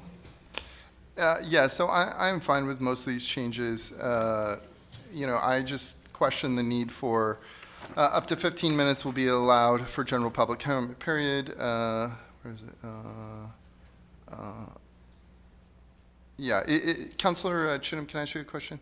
So so if we pass 15 minutes for public comment period, what then? Well, 15 minutes is the current rule. That can always be waived by the council. The council can vote to suspend the rules if there is a line of people who want to speak. That is the council's decision. What's happened in the past is that the mayor has made a unilateral decision to allow public comment to extend beyond the 15 minutes. I have no objection at all to letting people speak for more than 15 minutes. However, that decision rests with the city council. And I think the council is prepared to extend that, to waive the rules when appropriate. Madam Clerk, so in the past, when we've, over the last few meetings, there's been public comment that has gone past 15 minutes. And did I, at the time, waive it, agree to proceed, with unanimous consent? If there was an objection from a councilor, they could have objected at that time. Is that correct? Yes, that's my recollection, yes. Yes, and so my concern is this just kind of adds, introduces bureaucratic processes, because now we'll have to stop, and then we're going to have to take a vote, and if there's 6 people, we might have been done with that 6th person before all of that the vote happened. Yeah, I guess I just question the need for that. Councilor Chittum. Thank you, Mr. Mayor. There need not be a long pause. The proper procedure is for the presiding officer to say, with unanimous consent. And then if there is an objection, that gives the member of the council who objects the opportunity to say that. That's not what's been happening in the past. You have simply extended it, assuming that there's been unanimous consent. You need to ask the question. It's a very simple question. Assuming unanimous consent, I will allow the 15-minute, or I will allow suspension of the rules. That gives the council the opportunity, any councilor, to say, no, we have other business that people are waiting to hear. We have other business to attend to. We are going to cut off debate at 15 minutes.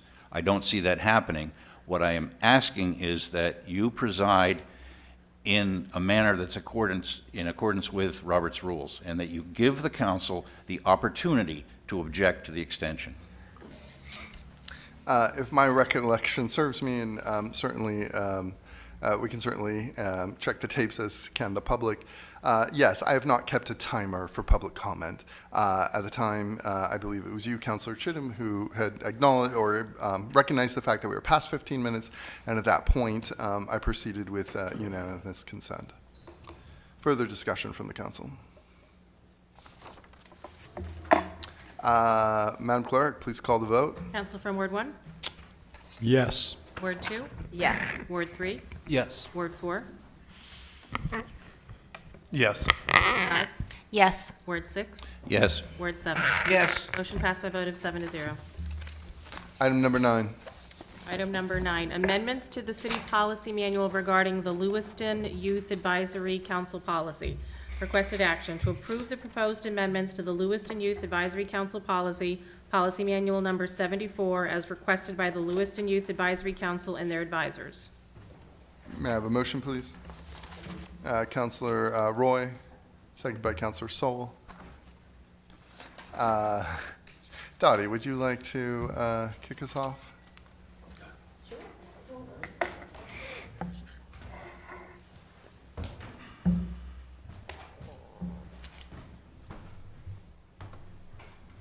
My name is Dottie Parham-Whittier, and I'm the Communications Coordinator and also the advisor to Lewiston Youth Advisory Council.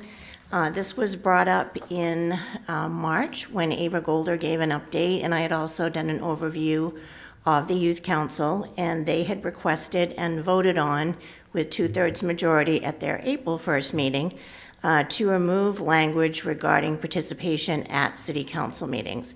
That section has been in there, I believe, since 2010, but because of extracurricular activities and homework and scheduling, it just never was a section that was exercised where we could have a rotating group of young people at the meetings to participate on a full-fledged city council agenda. The second change was just housekeeping to update the membership language that just really gives a better overview of what's on the application when you apply for the Youth Council. It's been updated over the years. And the third area, which is in your packet, which has been underlined, the Youth Council asked that the City Council reach out to them if they would like a youth perspective on any of the issues that come up. And they said they would like to collaborate amongst themselves and brainstorm about an answer and get it back to you in writing. So it's a deletion, an update, and an insertion to hear from you. Thank you very much, Dottie. Discussion from the council. Public comment for this agenda item. Back to the council. The Lewiston Youth Advisory Committee is a wonderful thing in our city, and that's in large part to you, Dottie. Thank you so much. Thank you. Madam Clerk, please call the vote. Council from Ward 1? Yes. Ward 2? Yes. Ward 3? Yes. Ward 4? Yes. Ward 5? Yes. Ward 6? Yes. Ward 7? Yes. Motion passed by a vote of 7-0. Madam Clerk, is it item number? 10. Item number 10, yes, thank Item you. number 10, order establishing the 2024 festival zones for the Great Falls Balloon Festival, the Dempsey Challenge, the Liberty Festival, and the Lewiston Farmers Market. Requested action to approve the order establishing the 2024 festival zones for the Great Falls Balloon Festival, the Dempsey Challenge, Liberty Festival, and the Lewiston Farmers Market. May I have a motion, please? So moved. Councilor Chittum, second by Councilor Najin. Second. Councilor Najin, yes. I would ask again that we separate these out so that the festival zone for Lewiston Farmers Market is voted on separately, and I can leave the dais for this in the next vote. Are you okay with that, Councilor Chittum? Yeah, I have a procedural question, I think. I found some errors in the resolve and in the language defining these zones. So my question immediately is, would there be any harm in delaying this until our May meeting? Would any of these zones be affected, or any of the festivals or programs be affected by delaying for 3 weeks? I guess, well, I guess I'll let you respond to that, It Administrator shouldn't. O'Malley. I mean, many of the folks are here tonight to answer any questions you might have had regarding the festival zones, but if we need to delay it, we can delay it. And before we rush to that, Councilor Chittum, would you care to explain what errors you have found? Yes. First of all, it describes an area in the city from Main Street to Chestnut Street. There is no intersection of Main and Chestnut. I question about whether this applies only to city property or to all property in those areas. It only applies to city property. That's in the events. Okay, special so events when it policy. says on city property of 75 Lincoln Street and 2 Oxford Street for the farmer's market, for example, that applies only to those 2 parcels? Yes, if that's what it is, okay. But it actually is the surrounding area, so it's the sidewalks, the roadways. That's my question, because the language in some of these descriptions of area of extent that doesn't comport with the sketches that we've been provided. We have maps that show the farmers market zone, the Liberty Festival zone. Most egregious, perhaps, is the festival zone, which is the one that describes the following areas on Main Street to Chestnut Street. And I don't know how that ever exists, because Main and Chestnut never intersect. They're parallel. I believe the intent, Councilor Chittum, is from Main Street over to Chestnut and all those roadways in between. So what that does is if there's other, they will control any vendors that may be out in the area trying to sell things, or they could actually, sublet or sublease that area so someone could sell and then pay them an amount. So it's really the area from Main Street all the way over to Chestnut Street.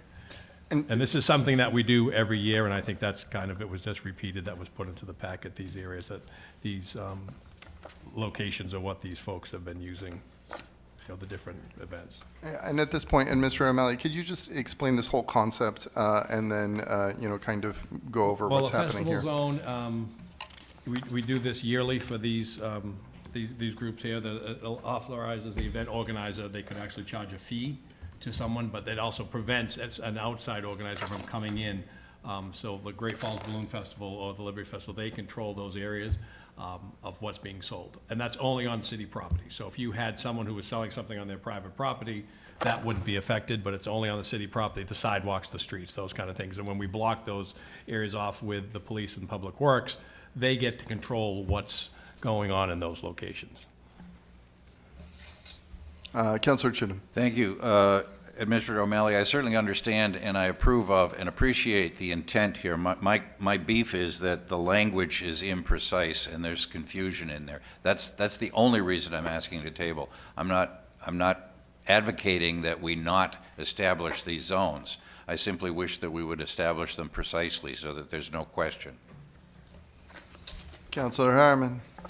Thank you. I guess to Councilor Chittum's point, where many of the organizers are here this evening, I feel like we could take this up this evening, and I get what you're saying about the language, but I think it's understood that Main Street to Chestnut Street, as the administrator pointed out, is every street in between those parallel streets, and similarly with the other descriptions there. So I'd be prepared to take this up tonight so we can hear from the organizers if we have questions, and then let them enjoy their evening. Councilor Najin. There are several people here to speak tonight to this, and I think we can get answers if you need them broken down. And before we move forward, the farmers market in particular opens May 12th. So it is, I think, a pressing date for without a festival zone approval. Mr. Mayor. And, yes, Administrator O'Malley. So, Councilor Chin, if you look at the Liberty Festival Zone, you see that highlighted area. So everything is going to be in between. So you see, we didn't list Chapel Street Alley, Canal Street Alley. All those contained within that area is what they're asked that they will have control of during their festival zone. I understand that, and I don't think there's a discrepancy between the written language there and the image. I am looking, however, at the festival zone, which is the next map, and that shows Main Street extending up to Middle Street. There's no language in the resolve that addresses the extent on Main Street. My understanding was that the Main Street to Chestnut Street was intended to mean Main Street to Middle Street, but there was an error in the drafting of the language. I have no objection to moving forward with this tonight. If we do that, I do have some technical amendments to make to the City Order Council, not the least of which is to put the date in there. Order establishing the 202 festival zones. I think that means 2024. That would be correct. So that sort of thing. And I don't object to dealing with this tonight. I just want to raise the point that there are some inconsistencies between the language and the maps that we've provided. It's my take that if the council feels that there are critical changes, that we make them tonight. I mean, we can certainly be wordsmithing this till midnight if we so choose. Yeah, I think we should, a lot of the language is precise enough, in my opinion. We could correct critical mistakes and then move forward with this agenda item.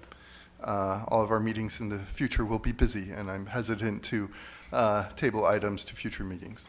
Councilor Herman, did you have something else? No, I'm all set, thanks.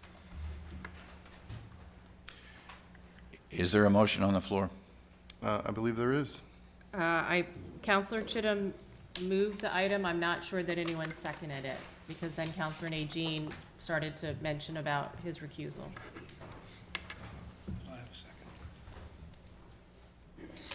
So sorry, Councilor Herman? Oh, I think I made a second motion around the same time that Counselor Najin raised his hand. Yeah, that's correct. You recognize me as a second, but I was trying to make a point concerning the order in which we would go through. And Madam Clerk, in this situation where I believe I recognized Councilor Chittum and then recognized Councilor Najin, who in fact did not mean to be recognized, how should we proceed? I believe Counselor Harriman noted that he also at the same time spoke up, so I didn't hear that. So Counselor Harriman is now seconding it. So it's a complete motion, so now you have that on the floor to proceed and discuss. Thank you. Thank you, everyone. Further discussion from the council at this point, or changes that need to be made. Councilor Najin. Again, I request that we vote on the items separately, so we keep the farmer's market one separate. Are we, is that a friendly amendment for you two? Yes. Yes. Okay. Madam Clerk, we now have a friendly amendment for this agenda item. Thank you, Councilor Najin. Okay, further, any critical changes that need to be made to this this evening? Councilor Chittum. Yes, I have three. In the City Council order dated April 16th, 2024, insert the numeral 4 after the dates in paragraphs 1 and 5. And in paragraph 5, halfway down through the paragraph, it says, occurring during the operation of their event on city property along the following areas on Main Street to Chestnut Street, change Chestnut to Middle Street. That will comport with the plan and I think meet the intent of the resolve.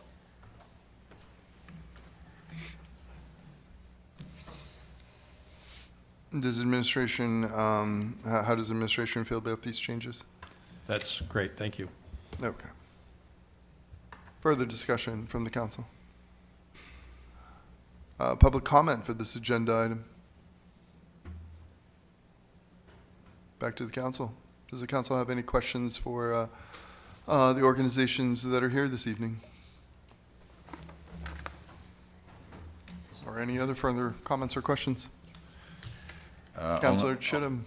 Only an appreciation for the hours and hours and weeks and months of volunteer efforts that go into staging these events. Thank you very much. Madam Clerk, please call the vote. Council from Ward 1? Yes. Ward 2? Yes. Ward 3? Yes. Ward 4? Yes. Ward 5? Yes. Ward 6? Are we voting on the separation, removing the farmer's market? I thought we had done that as a friendly amendment, so Okay. you're voting on the others minus Thank you. farmer's market. Yes. Okay, Council from Ward 7? Yes. Motion passed by a vote of 7-0. Thank you, Madam Clerk. I'm going to And, step down for this and the next agenda. okay. And now, Madam Clerk, the motion for the farmer's market. Sure, to approve the order establishing the 2024 festival zone for the Lewiston Farmers Market.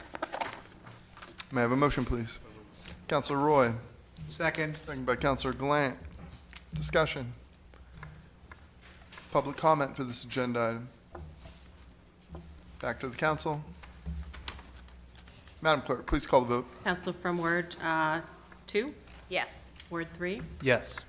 Ward 4? Yes. Ward 5? Yes. Ward 6? Yes. Ward 7? Yes. Mr. Mayor? Yes. Motion passed by a vote of 7-0.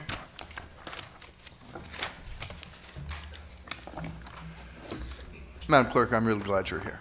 Item number 11. Item number 11, resolve, accepting the memorandum of understanding between the City of Lewiston and the Lewiston Farmers Market Association for the use of city-owned properties for the Lewiston Farmers Market during the 2024, 2025, and 2026 years. Requested action to approve the resolve accepting the memorandum of understanding between the City of Lewiston and the Lewiston Farmers Market Association for the use of city-owned properties for the Lewiston Farmers Market during 2024, 2025, and 2026. May I have a motion, please? So moved. Councilor Harriman, second by Councilor Sol. Discussion? Or, well, before, Administrator O'Malley, did you want to say anything? Kick us off? Yeah, this is a renewal of 3 years. We've had this in place with the farmer's market for 2. I believe I saw Sherry Blumenthal walk in if you have some questions from the farmer's market. But yeah, the staff has reviewed this. There's no substantial changes to this at all, just making it 3-year instead of a 2-year. Initially, they used to be up by the Bates Mill. However, they moved because there was supposed to be some remediation. That didn't happen, but you just heard earlier tonight that it's happening now. So they have that location down there that's been working out pretty well for them. So staff is in favor of this MOU. Thank you. Councilor Chittum. One question, under signage, is semi-permanent signs defined anywhere in our city ordinance? Yes, I believe that's in the code. Okay, thank you. They had that issue. They dealt with that during the farmer's market last year, so they've addressed that issue. All right, thank you. Further discussion? Public comment for this agenda item?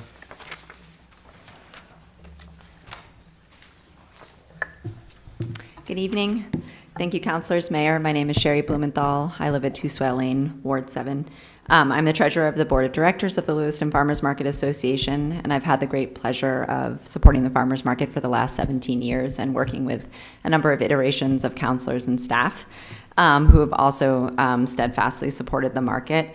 Most recently, we were able to deepen our partnership with the city during a move to our new location at 2 Oxford Street and 75 Lincoln Street. At the onset of our move, I just wanted to call attention to the tremendous work that City Public Works Department devoted to preparing the location, including but not limited to grading the area and removing invasive trees and plants. With additional secured resources, the LFMA added a storage shed, temporary planters, benches, and picnic benches, and electricity. Since that time, the LFMA has continued to partner with Public Works to maintain and improve the space.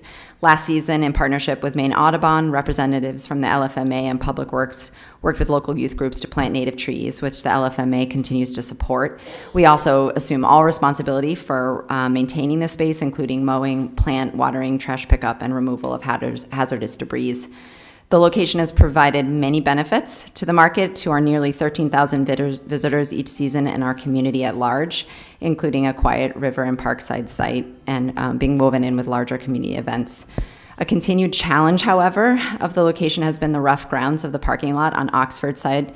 The market has heard numerous concerns from customers who no longer can attend the market as regularly or at all, as it is too difficult to negotiate the terrain. To begin to address some of these issues, the LFMA secured a small grant to purchase temporary beach mats to lay across the lot as pathways for people using wheelchairs or walkers. And LFMA and Public Works also did a site visit with Jill Johanning from Alpha One Now, a service that supports people living with disabilities.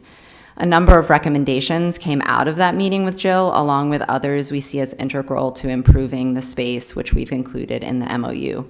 Critical improvements include removal of degraded asphalts within the market area, grinding down raised concrete sidewalk, improved surface grading and leveling of the market space, improved entrance and exit pathways into the market from all sides.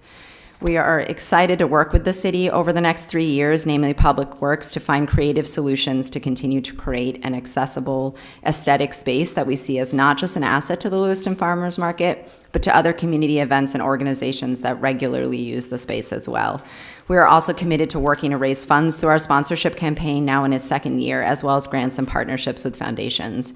We see tremendous potential for the future of the Lewiston Farmers Market at this juncture as part of what makes Lewiston Auburn a destination and a livable city.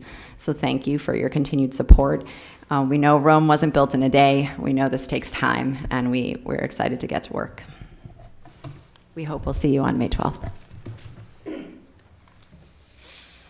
Further public comment? Back to the council.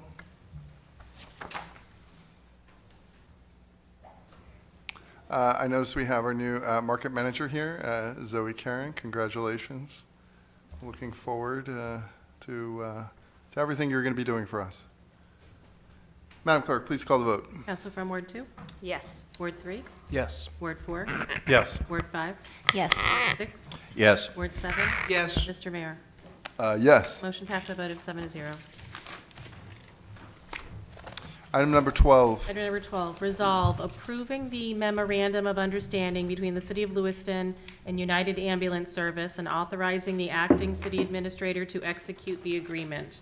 Requested action to approve the resolve approving the memorandum of understanding between the City of Lewiston and United Ambulance Service and authorizing the acting city administrator to execute the agreement. May I have a motion, please? Counselor Chittum? Mr. Mayor, this is a fraught process here. There's a lot of moving parts. I move to postpone the motion to approve this resolve to the May 7th City Council meeting, yet to continue the monthly allocation to United Ambulance Services outlined in the current agreement until a new agreement is reached. I would second that. Discussion on this move to table? Yeah, I don't agree with the move to table. I think we can, we have Director Goslin and Administrator Higgins here to answer questions. I think we can, they were here about a week ago. I appreciate you being here then. I appreciate you being here now, and they're here to answer questions, and we can discuss this now. Councilor Harriman, did you have something?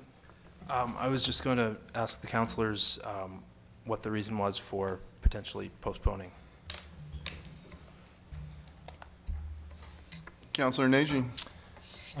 There's information that has been forwarded to the 911 committee that I'd like to get some feedback on. One, two, it's not, I think, immediately important at this moment to grant this because it can wait until May 7th when we have an opportunity to go through some of the outstanding questions I have about the way our 911 center handles the calls, the speed of the calls, and then also whether or not other conversations within the 911 center relate to this. So, Councilor Chittum. Thank you. Yes, Director Goslin has kindly invited me to visit United Ambulance. I have not had an opportunity to do that. I have a number of questions that I would like to address with him during that visit. I also have concerns about the relationship between 911 and United Ambulance. The way the motion was worded would not suspend any of the monthly payments, so there's no financial impact on United Ambulance. However, it does provide us with some information gathering time that will allow us to make better decisions about whether to adopt this resolve. Councilor Harriman. Thank you. I understand the part about the financial, about continuing to pay them. My only concern would be if they receive more money from the state between now and the time that we adopt this, they would still have to give us 50% of it as they did with the $200,000 that they just received. So I don't know if they will be receiving any soon, but that's just a concern. Further comments or questions from the council? We're heading to public comment on the motion to table. Back to the council. Madam Clerk, please call the vote. Council from Ward 1? yes. Ward 2? No. Ward 3? No. Ward 4? No. Ward 5? Yes. Ward 6? Yes. Ward 7? Yes. Motion passed by a vote of 4-3. Item number 13. Item number 13, resolve accepting and appropriating $1,267,000 from the 2024 Maine Drinking Water State Revolving Fund for the Lewiston Redundant Transmission Main Project. Requested action to approve the resolve accepting and appropriating $1,267,000 from the 2024 Maine Drinking Water State Revolving Fund to the Lewiston Redundant Transmission Main Project. May I have a motion, please? So moved. Councilor Chittum. Second. Second by Councilor Najin. Director Gagne, please kick us off. Yes, thank you very much. So the Maine Drinking Water Program has federal money that we have not used in the past. We were actually approached by Bill Dawson at the Drinking Water Program and kind of outlined where things were at with this loan, and it is a state revolving loan fund. So there's usually a lower percentage interest rate than we can obtain through the city, is how it's marketed. This particular grant, or this particular loan, actually has a principal forgiveness, what we used to call a grant, of 50%. So right now, the request that we put in, that right now we have until May 1st, so we're here for you tonight to grant approval for us to accept those funds. We would be looking at probably a 2% through the main bond bank is what we've estimated, with half of that 1.267 million being forgiven, so we wouldn't have to pay back. We're looking to use, it came from water. The initial was for water, so we're looking to reappropriate those funds back to water distribution improvements. Discussion from the council. Councilor Chittum. Thank you. Thank you, Director Gagne. The 635.5 half of the grant, do we pay interest on that? When is that principal forgiven? I believe so we have some action items once we get back to them and say, yes, we want to receive the funds. This is for engineering work that was done preliminary, non-construction. We were concerned about having increased construction costs through federal required labor rates and other requirements. So we're going to get back and revisit some of these checklists, and I will ask those questions. But I believe it's at the application of the loan would be forgiven. But I can clarify that, and unless Director Roy has any new information. So usually when like a school receives this kind of loan, what they do is when they send us the bill, we're paying the interest and they forgive the principal. So you do pay interest on the total, but they forgive the principal. Councilor Najin. And just to verify, if we bonded it, it would be probably at a higher interest rate than it is now? And through discussions prior to us putting the application in, we were estimating around 4.25% is what our rating would be with a AAA rating through the main bond bank. The SRF incentive actually buys down our rate as part of their program, so we'd be looking just above 2%. And when this first came before council, was this a bonded project to begin with? Was this on the LCIP or was this from general fund? This was on CIP, and this is all water funds. And I believe there were some of this redundant water line project has had federal stimulus money. And the last question I have for this is the underpass connecting Heritage Park still in play, or is that not? That is not a part of this project. Okay, Yep. Thank you. Yep.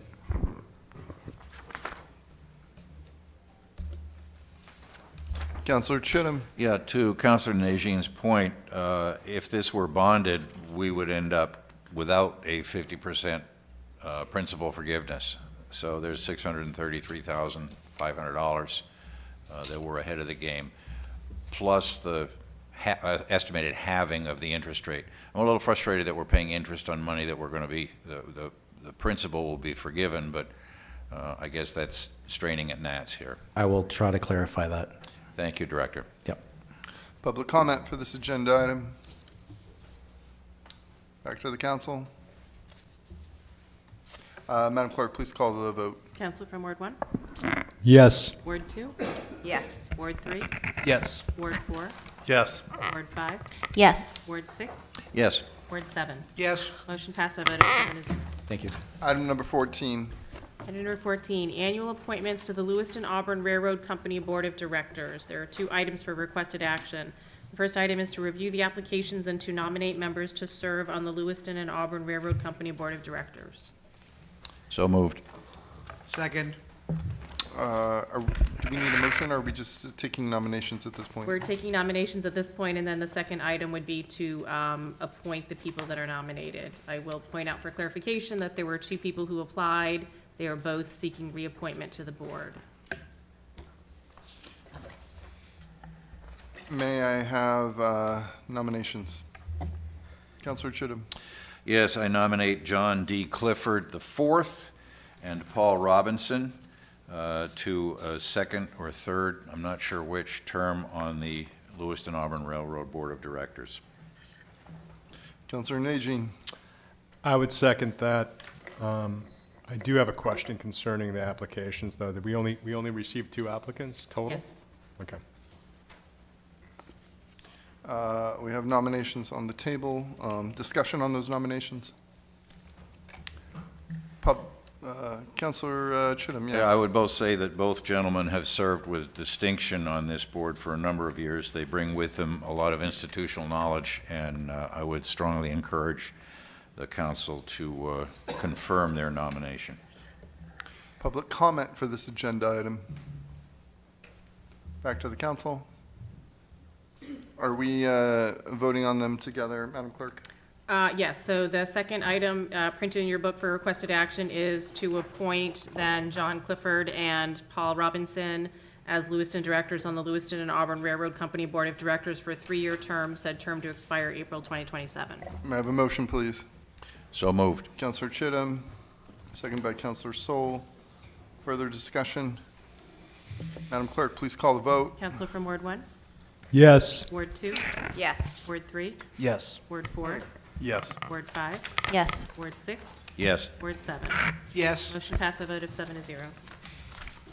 Item number 15. Item number 15, update from the Lewiston Housing Authority representatives on the redevelopment of the Martell School property. Yes, please join us at the front. Please introduce yourselves and then kick us off. And move the mics forward. Chris Kilmer, Executive Director of Lewiston Housing. Penn Lindsay, Director of Development, Lewiston Housing Authority.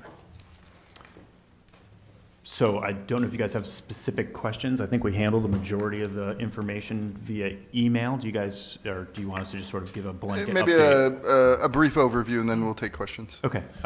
So it's development and demolition of the property has never actually been changed in any way, shape, or form. The extension that we asked for last time was simply for the removal of the, changing of the date for the removal of the foundations of the property based upon having to, we switched the buckets of money from GA to CDBG, which required an environmental review. So it pushed us out 45 days. 45 days, we went back to the, we had already had a signed contract to start on February 1st.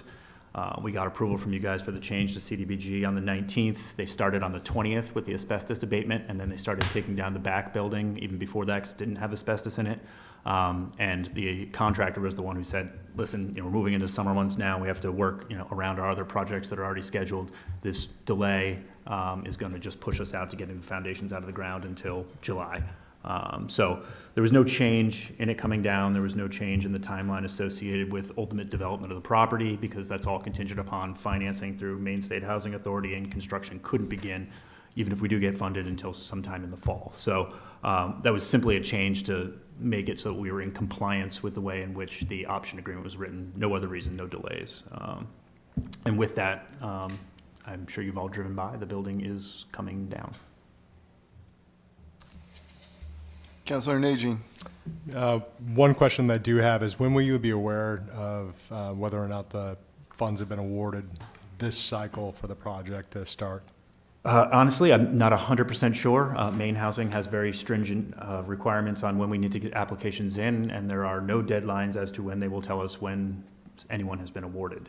It's typically been in the past, 60 to 90 days, but there's no deadline for them to be able to provide the information to the public. Okay. One of the concerns, obviously, is this is, I think, a pressing matter for some of the seniors in our community, and so having an idea of what timeframes we're looking at is helpful. I understand if we can't find that out in advance, but with the Choice program and now DeWitt too, you're actually like the largest commercial developer of retail space in our community at this moment as well. Yep. And so, it's for us, for me personally, my priority with Lewiston Housing Authority is the senior housing and the affordable housing for the people who we absolutely need to cover the needs for. So it's I don't know if you'd be amenable to possibly checking in with a council representative like once a month or something to kind of give an update on what LHA is working on, so that I feel like sometimes there's bad communication, and I would love to see that be improved. Yeah, and I would just like to reiterate, I'm open to having a conversation anytime. I've expressed that multiple times individually with members that are up here, and I'm happy to come in on a monthly basis. I'd come in if you guys want me to come every 2 weeks. I'm happy to come and chat with you about what's going on. We're excited about the things we have in the pipeline. We're excited about what's coming down. I will say, just to update you on DeWitt, it's in the same bucket of money that Martell is in right now, the 4% plus subsidy. However, DeWitt did get a choice loan set aside, put into the QAP for the state. So feeling pretty good about that one, since we're the only choice grant in the entire state. So that I'm feeling confident will be funded in this next round. But it is in the same bucket, and we'll find out at the exact same timeline as Martell School. So that begs another question.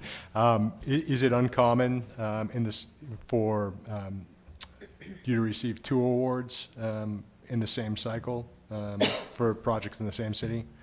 I would say no, not uncommon. Uncommon for Lewiston, yes. Portland has done it before. Developers have done it in places like that where there's been more large-scale development taking place, but I think you'll probably see that more often if I have anything to do with it in the future for Lewiston. So I would hope 2 4s and 2 9s moving forward is a very common thing for us. Appreciate it. Thank you. Are you able to share how much LHA is already, the time spent, the money that has been spent on the Martell project? Time? No, I can tell you it's a lot. I've been here quite a few times, and I've spent a lot of time responding to emails and having conversations. So time is difficult to assess, but it's been a lot. As far as money, we've spent hundreds of thousands of dollars getting ready with plans. We have $600,000 earmarked for the demolition, in addition of the $200,000 that were requested to take care of the asbestos that we thought was gone when we bid on the property originally. So, we're likely well north, at the end of this, well north of $1 million likely in total expense, and that's before we even start building the property. I appreciate your commitment to this project. Thank you. Councilor Chittum, did you have something? I did. Director Kilmurray, I think at the last meeting you indicated that the reason for the extension was undiscovered underground items that weren't known at the time of the bid and the award of the contract. And tonight you're telling us that the contractor has other projects that he needs to work around for the summer schedule. So I'm confused as to what the reason is. And the second question is, is there a schedule established in the original demolition contract? In our demolition contract, there was a schedule that we had discussed with them. We had to extend it out when we changed the 45-day period for the environmental review. I need a little more detail on what you're referring to in terms of underground. The only time that we came back here to discuss this project, as far as I can remember, was when we originally bid on the property and came back and asked for the additional funds for the asbestos abatement, because we were told that there was no asbestos. It was thought to believe that all the asbestos was taken out of the building back in the day. Contractor went in, said, sorry, wait, no, there's a lot of asbestos in here. It's going to be an additional roughly $200,000, and that's when we came back to have a conversation with you. So I'm not sure if that answers your question or not. Well, I think it was 2 weeks ago during a workshop, and you indicated that the removal of the demolition of the underground concrete foundation was problematic because of unknown conditions?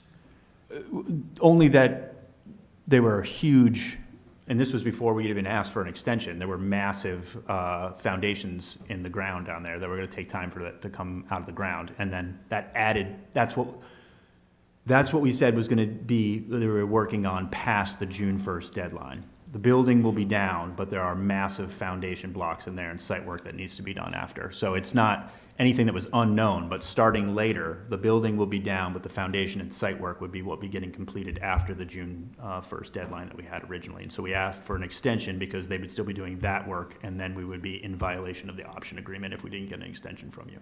Okay, I understand that, and that's a perfectly valid reason. I am concerned about the contractor, your statement that you just made, that the contractor has other summer work that he wants to get to. And it sounded to me as though he's putting off Martell to No. address some of these other summer Not at all. projects. It's they can move at a different pace during the off months than they can otherwise. But he actually came back and worked with us and made it work and made sure he had an additional amount of crews there. That was the original fear, that it was going to be that all the other work that they had lined up in other contracts weren't going to work out. But they've cleared the path for us and made that work. So this is a priority for that contract? This is a priority for that contract. Thank you. Yeah. Councilor Najin. And just to reiterate, no priority for LHA, correct? Of course. I mean, I don't run heavy equipment, so I can't exactly, make it happen. But yes, this is extremely. I would hope after all this time that we've come here that I am very committed to this project and other projects in Lewiston. Our goal is to create affordable housing and mixed income financing for the people of Lewiston. Yeah, it's this particular project. I just want, for the people watching at home who are concerned about the senior housing and the lack of senior housing that's being produced and on the affordable level, to be reaffirmed that LHA does hold Martell School as a priority. Yes, very much so. Thank you.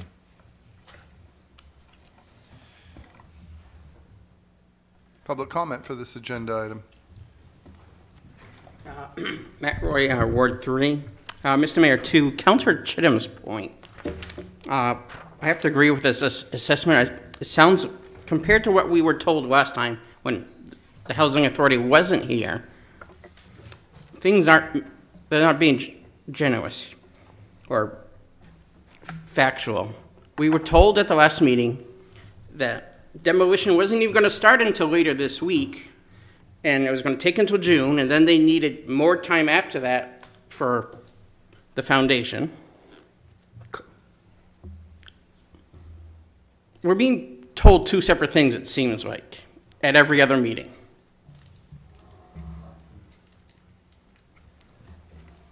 And as I pointed out last time, if you can take the building down in, 1 week now, forget about the 5 weeks we were told two weeks ago on April 2nd. Now we need 60 days just to take care. I'm no engineer, but I know there's at least one or two in the room tonight. It doesn't pass the straight face test, is what we're being told here for these timelines. Thank you. Further public comment? You want me to respond or no? Back to the council. Yeah, no, I appreciate, for those who've been following along, you guys have been committed to this project completely, both in times, and we just heard, getting towards north of $1 million. And I apologize for some of the council's delay, and I hope that we're going to be moving forward, and we're going to be getting funding. We're going to get senior housing as quickly as possible. Anything further you two would like to say?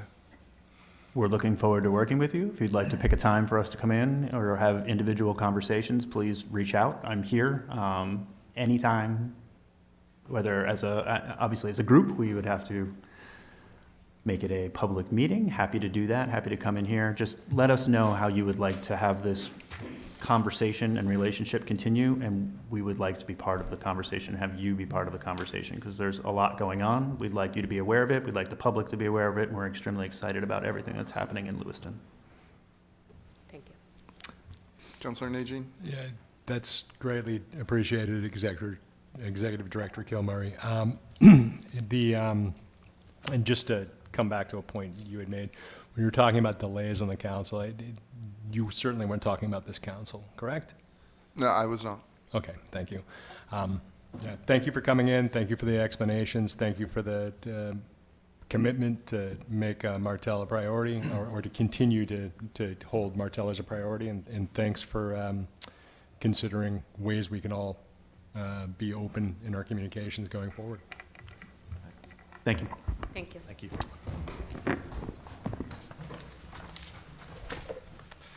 Item number 16. Item number 16, resolve to approve the Mill 7 amended lease, which includes the change in the lease term and the amortized amount.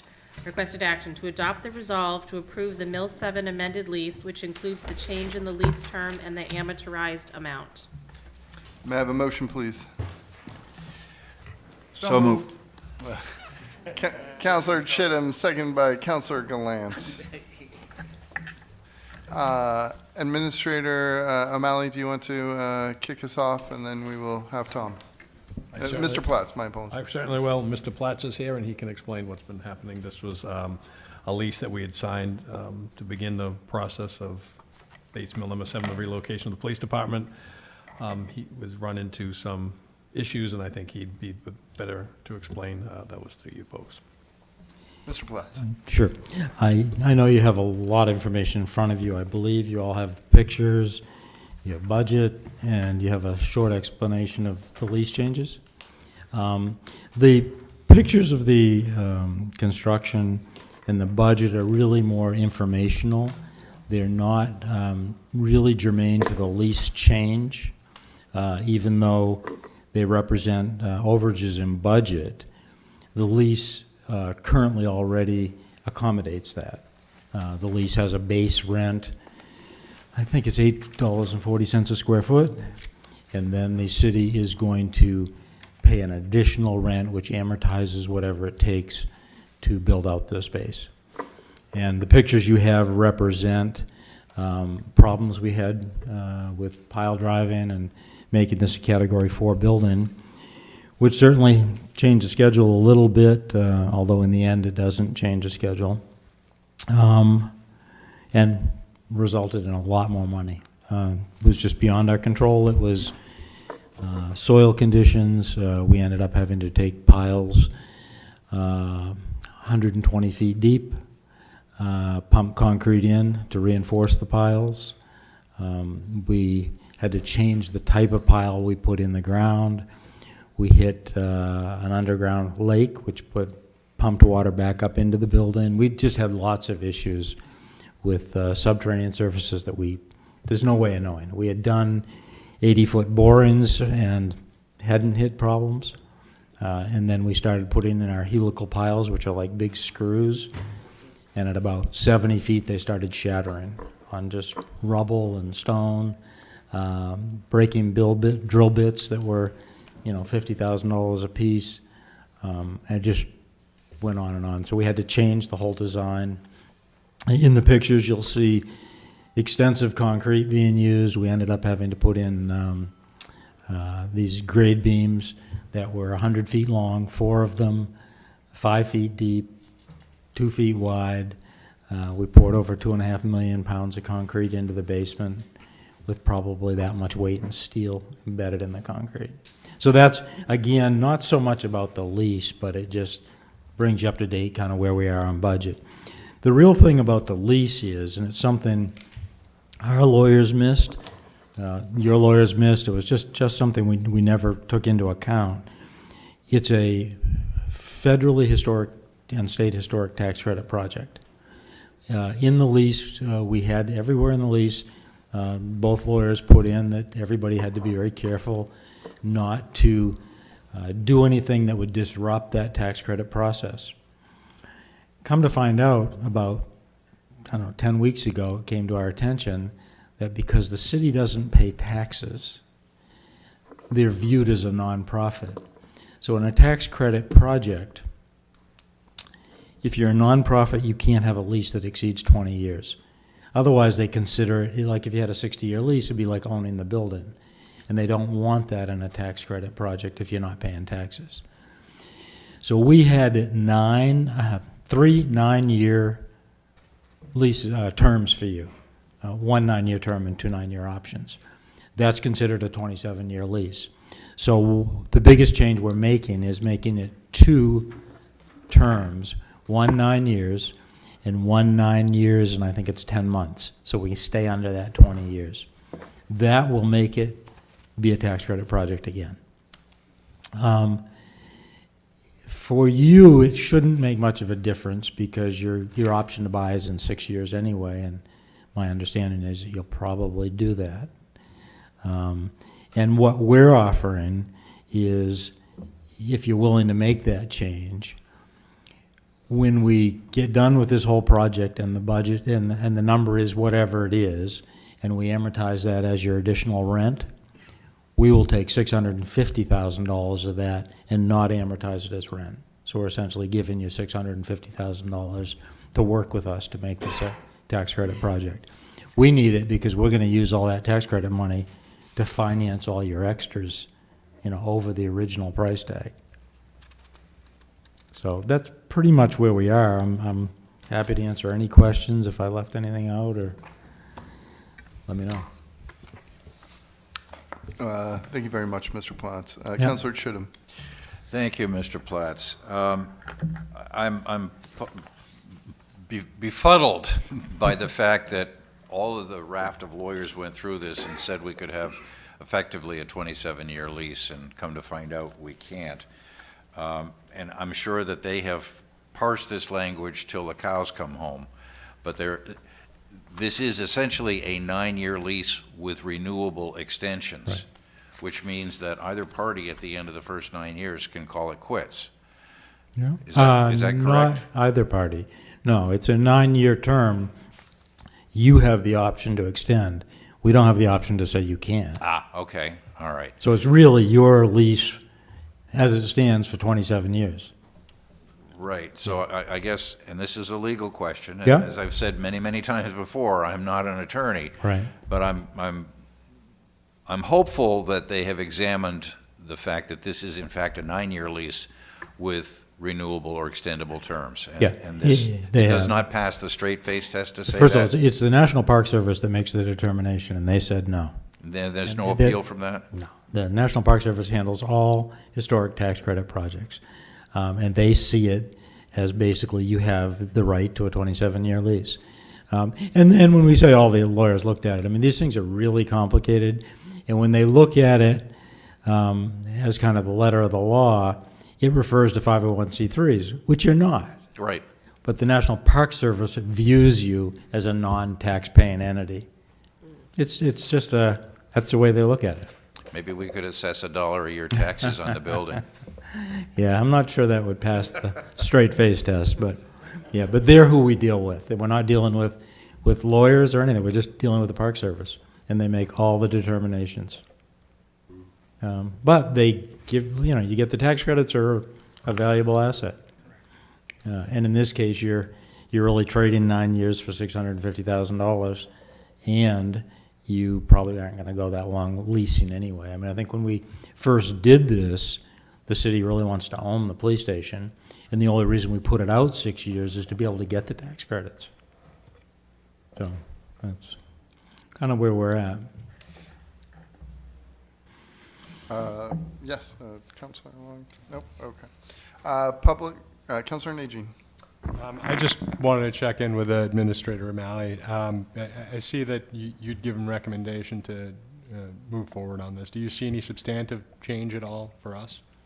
The city attorney reviewed this lease with Mr. Platts for several weeks before we brought it forward to you folks. Yep. So they're good with it, so am I.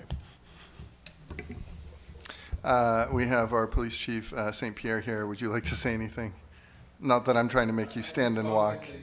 It's right on there. He has more knowledge than I will ever have in buildings and codes, and I think it's fantastic the way he presented. Thank you.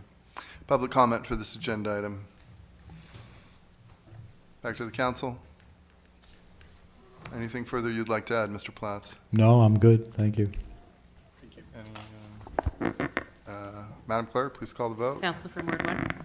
Yes. Ward 2? Yes. Ward 3? Yes. Ward 4? Yes. Ward 5?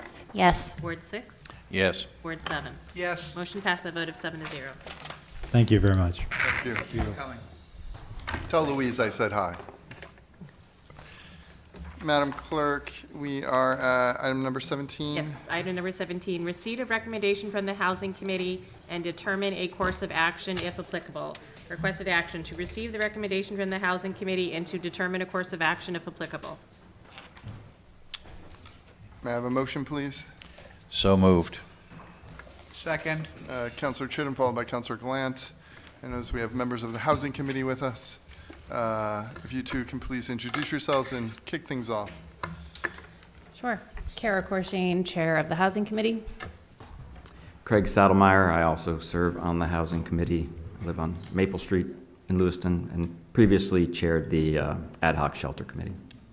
So after discussion with the Housing Committee and with a couple of community members, we thought that it made sense to basically bring the right people together in the room, so to speak, around assessing the community's needs for a shelter, taking a look at a number of different approaches, and making recommendations to the council on how to move forward.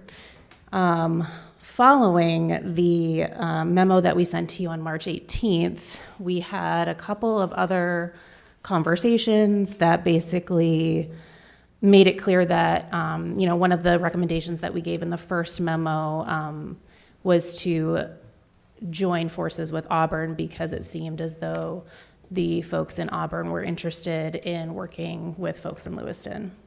However, it seems as though they've already created a shelter committee, and so I amended the memo to reflect that.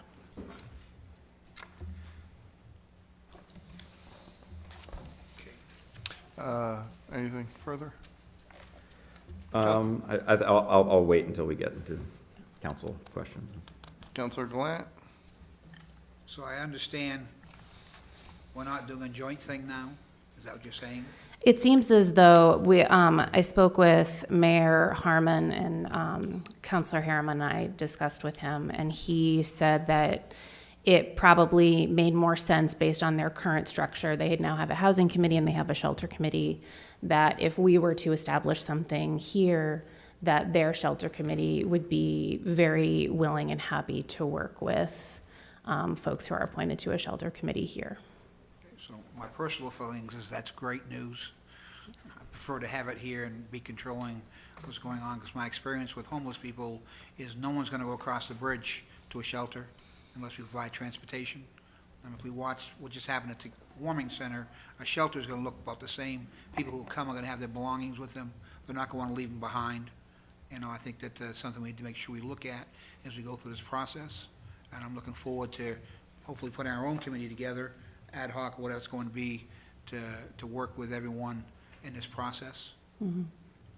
Yeah, and from our perspective and from the conversation that we had with the mayor in Auburn, it seems as though we need people to gather together and have that conversation and take a look at what the community needs but what both communities are willing to offer. And also building on the work that the previous shelter committee did. Our recommendation is not to kind of start over and try and assess the problem all over again. I reread the shelter committee's report, which I think Craig had quite a lot of a hand in writing, and it is very descriptive. It provides a lot of information, and any updates to that would be pretty minimal. And so our suggestion is to really start from that report and the information that it provides, and then build upon that to take a look at funding, to take a look at what kind of shelter is necessary, and to have some community conversations around that with folks who have the expertise and the knowledge of all of those different aspects of creating a shelter. Councilor Glant, did you have something further? Yes, thank you, Mayor. I would respectfully disagree. I've read the report as well. I work with the homeless. I work with people in shelters. I think we need to start with a new base and start with new guidelines that we're really looking for. I think they did a great job, to be quite frank, but I think their mission was tunneled. This is what we want, you go find this. And I don't think we were wide enough spread to look at areas and programs and people involved with the process. There was a great group of people, a lot of nonprofits and people who have this expertise, but there weren't a lot of people from the ground field who do the work day in, day out and talk to the people and see what's going on, who've been to the shelters, who's been to the homeless camps to find out what people need, who's talked to social workers and things of that nature. So in my opinion, I think the process needs to be rethought to what we're looking for. I agree, what we need in this area, or what we're gonna have, it needs to be identified. Do we wanna have something that's gonna be strictly just a shelter? We're gonna have something that's gonna be a shelter that evolves into a work program, into a place to stay, and in 2 years, they walk out the door. You know, there's a whole element there to be done than just having a place for people to sleep and hang out. And I think that part of what this committee could take a look at are different models. And I think that what we were talking about as a committee is, instead of taking a look at all of the statistics all over again, taking a look at all of the players all over again, is really starting from that basis and taking a look at what is available and what is wanted here and what is necessary here. And that could be one shelter, that could be more than one shelter, it could be smaller shelters. You know, it really depends on what the needs of the community are. And I think that it's really important to take a look at work that has been done so that it is not replicated. And you're starting saying, we have this basis of understanding, and now we're going to move forward from there. Again, I would disagree. Councilor Chittum. Thank you. Thank you, Councilor Gallant. I disagree with you, sir. I think that the work of the previous shelter committee is a great foundation to build on. It needs to be updated. The scope of work, or the tasks that you put forth in your March memo, I agree with 100%. I can't stress how important this is to me, and I believe to the council. We've been fiddling around with dealing with the homeless and providing shelters and providing services. And when I say shelter, by the way, I had a conversation with a constituent the other day who said, you can't just have a shelter. My term shelter encompasses all of the wraparound services, all of the therapists, all of the counselors, all of the guidance that comes with that. So it's not simply a structure, it's a program, it's a system that I'm hoping that we build, and I don't believe that any members of the council disagree with that. I'm very encouraged that you've stepped forward with this, and I would like to offer any help that I can give you. And as I said over the phone, Ms. Corshane, my expertise does not lie in this area. However, I will do what I can to make certain that there are the stumbling blocks that we can remove on the council, that we encourage you and we provide you with the opportunity to assemble a team of experts who know what they're talking about and can address this problem. I'm very encouraged by this, and I want to stress that it's of paramount importance to me, and I believe other members of the council, to get this moving. We were in February this year, I believe it was February, talking about throwing up a temporary warming shelter. You were here tonight and you saw the success that Kaydenz Kitchen had in running that shelter. That's a stopgap measure. It's a Band-Aid. We need to do much more and do much better for our citizens and our residents.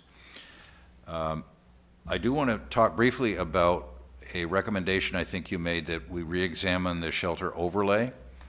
These are parallel paths. They don't necessarily have to be sequential. We can do that, and I believe one of the tasks that we are going to do tonight is to ask the City Council President to address the Planning Board. I didn't realize just how complex a process it is to change an ordinance. I thought it was, boom, we're done, okay. No, it's not that easy. So that's a process that we need to start, and I'm hoping that you support that. And I would also like to have you, or authorize you to assemble this task force. I'm not quite sure how we do that at the council level, but I want to do that. I mean, absent people who know better than I do about this, I think that our recommendation is less that we establish it and more that it becomes an ad hoc committee of the city council. And my recommendation, and the housing committee's recommendation, is that the folks who are listed on the memo are included or representing those entities. And given that we've provided a list of entities to represent, it shouldn't take very long, I don't think, to appoint folks and get them confirmed perhaps by the next meeting. That seems probably doable. And beyond that, I'm not sure any other recommendation that we could provide for creating the committee itself. I guess I would just put a finer point on what I think is keeping the scope of the committee or task force's work to this process of basically soliciting, like defining a scope of work that we believe is going to move this issue forward, to address shelter needs in the community, and go through the process of trying to attract one or more experienced partners to come to the table and help to implement that vision, which is something that the city has been stumbling to accomplish for decades now. Some groups have stepped up. They've gotten stung for stepping up. Sometimes the city has had more political will to do that. Other times it has not. But it's very challenging, both on like the technical implementation level, and it's been very challenging on the political level. So for all of those reasons, like I think that the task, even while we keep it very focused, will be very difficult. And so I think it's important that we do not add other layers of work to that group.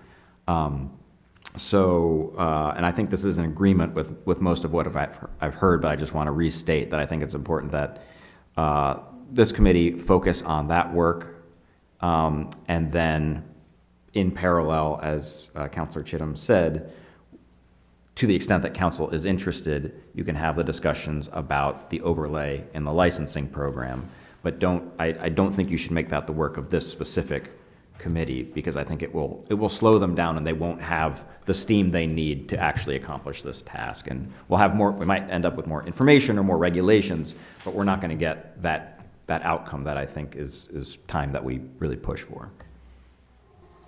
Thank you. Yeah, and I really appreciate all the work you did for the shelter committee. You did yeoman's work. You wrote that report, and yeah, and I would argue that the membership that was on the community is representative of who we needed to be there. So thank you very much. Councilor Najin.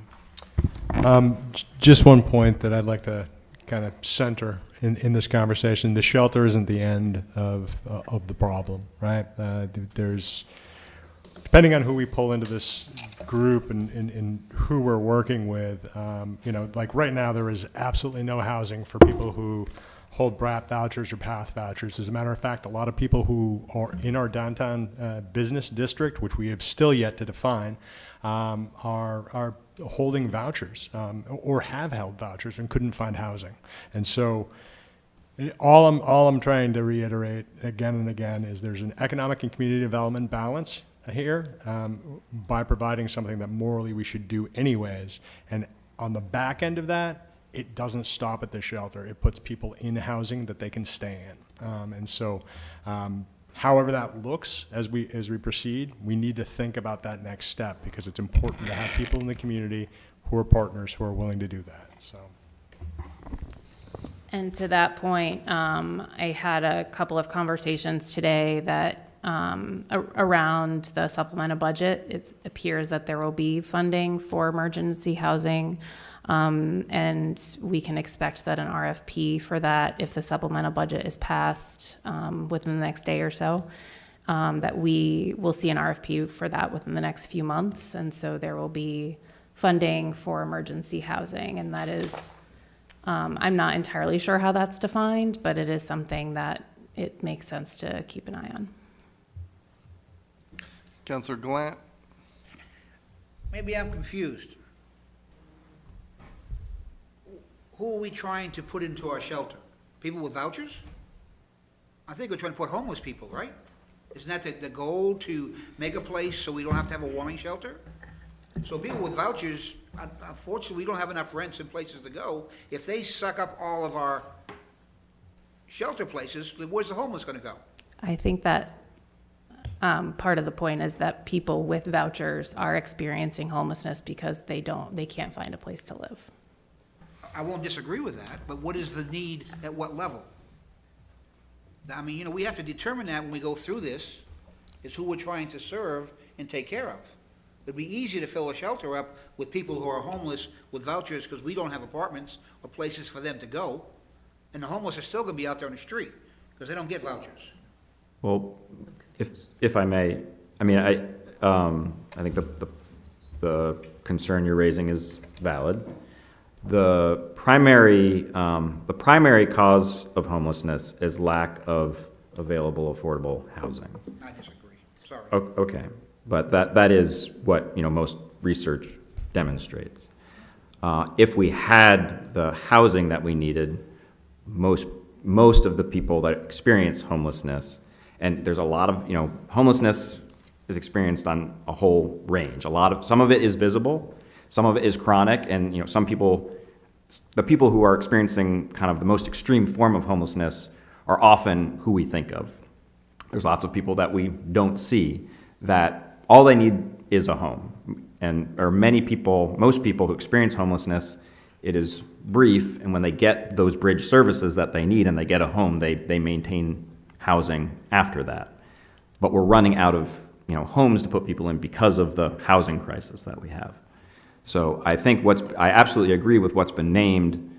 We need, ultimately, if we are to address the problem of homelessness, we need permanent homes for people to live in. That is the solution. What I do is, you know, for my work, is try to develop housing that people can live in permanently. That's what I'm passionate about. But again and again, what we've identified is that we don't have some very basic emergency type shelter that is accessible to the general population who experience homelessness, to help prevent them from, you know, freezing to death, to allow them to rest and be connected with the services that can then connect them with permanent housing. That is, there's a number of pieces to the puzzle that need to be, you know, put in place if we're really going to solve the problem. But that is I think what I was identifying earlier is both the logistical and politically most challenging thing to create. Councilor Glant, did you have something you wish to add? Yes, and I agree with you in some parts of that area. But we just went through a warming shelter where we averaged 62 people a night, 90 on one night. I spent time down there talking with them about housing and what they wanted and where they're going to be and what they're going to do. And most of them... Excuse me, do you mind just leaning into your mic? Most of them had mental health issues to some point and need help broader than just, you know, a warming shelter per se. My concern is putting this together and then having people with vouchers who are homeless. I hear what you're saying, okay? But, you know, they eat up those slots. The homeless aren't going to get the help they need. And my concern is with the homeless. Because if not, we'll be putting a warming shelter together next year again, I'll guarantee it, to take care of those who don't get into a shelter. I've seen it work that way, and cities like Portland, Bangor, you can check with them, that's the problem they're having. They have big shelters with nobody in it. And I'm worried about that. I'm worried about having something together that's not going to meet the needs of our homeless community. Not those who lost their job or got displaced or don't have a place to live. May I respond? So, I mean, I think your concerns are valid, and I guess for the moment, what I say is we're not defining the scope of work tonight of the specific thing that we'd create. I think that's the work that the shelter committee is going to do, and I think you're obviously very passionate about this issue. So, I mean, I think your input will be well received through that process. So I don't have anything to debate tonight as far as that goes. I think you're raising important points. Those 5 items really don't apply yet. If somebody give me a piece of paper that said you guys are going to identify state and local funding, identify potential buildings. Do you mind speaking into your mic, Councilor? You know, it says on here you're going to identify local funding, identify potential existing buildings. That sounds to me like a pretty good outline, already established before we ever even get together. Nothing. So this is just a recommendation to council. We're saying we think you should do this. You have the power to create a committee, put whatever conditions you want on it. This is not a charter. So if you're going to create a committee, that committee is going to need a charter, and you're going to need to vote on that. So nothing's been done yet. This is just a recommendation from the Housing Committee. Any parts that, as you discuss together and achieve consensus, you like or don't like, you can take those out and do as you wish with them. And we are here to support you through that process. But nothing has been decided yet. Councilor Chittum. Thank you. I nominate Councilor Gallant to serve on the Shelter Task Force. I plan on it. A couple of points. I agree with Councilor Najin. We took the first little baby step this past winter by creating an emergency warming shelter. The next step in the process, the next step in the journey is to create a permanent year-round shelter. The step beyond that, and they don't necessarily have to be sequential, is to ensure that the housing stock is adequate to meet the demand. So it's all part of a continuum. I think the thing that we have to focus on now, especially since that it is April already of this year, is looking at the shelter and getting a shelter established somewhere. I may be blue skying it, but I would love to see a permanent shelter in place by the end of this year. That may not be realistic at all, but it's a goal to work for. The second thing I want to mention is I agree with you 100%. The shelter overlay is not really the function of the task force, the task force that we're talking about. That's a city council action, and we will be pursuing that. Again, it's not a sequential process, but I brought it up because that could be an impediment to establishing the shelter that is conceived by the task force. Finally, I want to ask, and this is perhaps directed at Administrator O'Malley, congressionally directed spending deadlines are looming. I don't know if we have the wherewithal to put a request in to Senator King and Senator Collins for congressionally directed spending to further this goal of a shelter. I think we would need to have a plan in place. I know right now the police department, the chief is applying for some direct spending. I know that Museum LA is, and it's more of supporting. I'm not really sure we have anybody on staff that we can have do that right now without having a plan in place, Councilor. Do we have a staff connection with either of those offices? Yeah, we talk to them all the time. Okay. Maybe we could ask the question. I can. How detailed a plan is necessary? Can we put a placeholder in this now, realizing that the application is due in a week? It's due April 22nd. That's less than a week. Yes, it is. All right. Yep. Is there a way that we can put a placeholder in there? Can we? I can call Okay. Senator Collins' office and Thank find you. out. Thank you. That's all I have, but I would welcome any specific recommendations that you have for people, individuals, as opposed to classes of or groups of people. Any specific names that you have that you would recommend we consider to put on this task force? I'd appreciate that. Councilor Najin. Just really quickly, BRAP and PATH are both voucher programs that they're service providers in our community that you have to have a caseworker to get. One of them is mental health services or domestic abuse primarily. The other one is persistent homelessness, people transitioning from homelessness to being homed. We have a path for LHA for Section 8 vouchers. We have a path for GA funding for housing. What we do not have, and if we're building a shelter with wraparound services, is a path to put people who are now able to be moved out of the shelter into some type of structure. So I'm just repeating that. I know it's a long process, but when we start talking about the supports that people need to be housed, like that's part of it. So and again, I want to reiterate that we're not.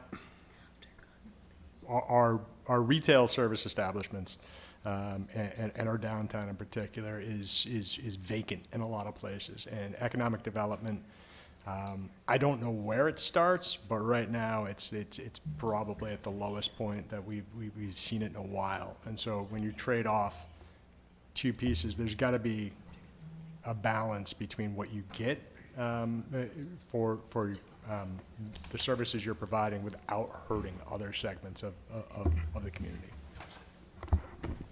Councilor Harriman. Thank you. I just wanted to thank you both for coming here tonight and for your recommendations. I would say that what the council needs to do first is create that task force. We could create it as an ad hoc committee of the council, and hopefully have that done by our next meeting. And then also address the planning board for the overlay question, the overlay district and the licensing. And I think I agree with not putting that task on the task force, but I think we're going to have to communicate together in some ways, because we'll have to know, what concerns are being raised by shelter operators about our licensing, if any, and then possibly if they have leads on particular locations, we might need to know about those and potentially adjust the overlay accordingly. But I think we need to take both those paths simultaneously and get it done as quickly as we can.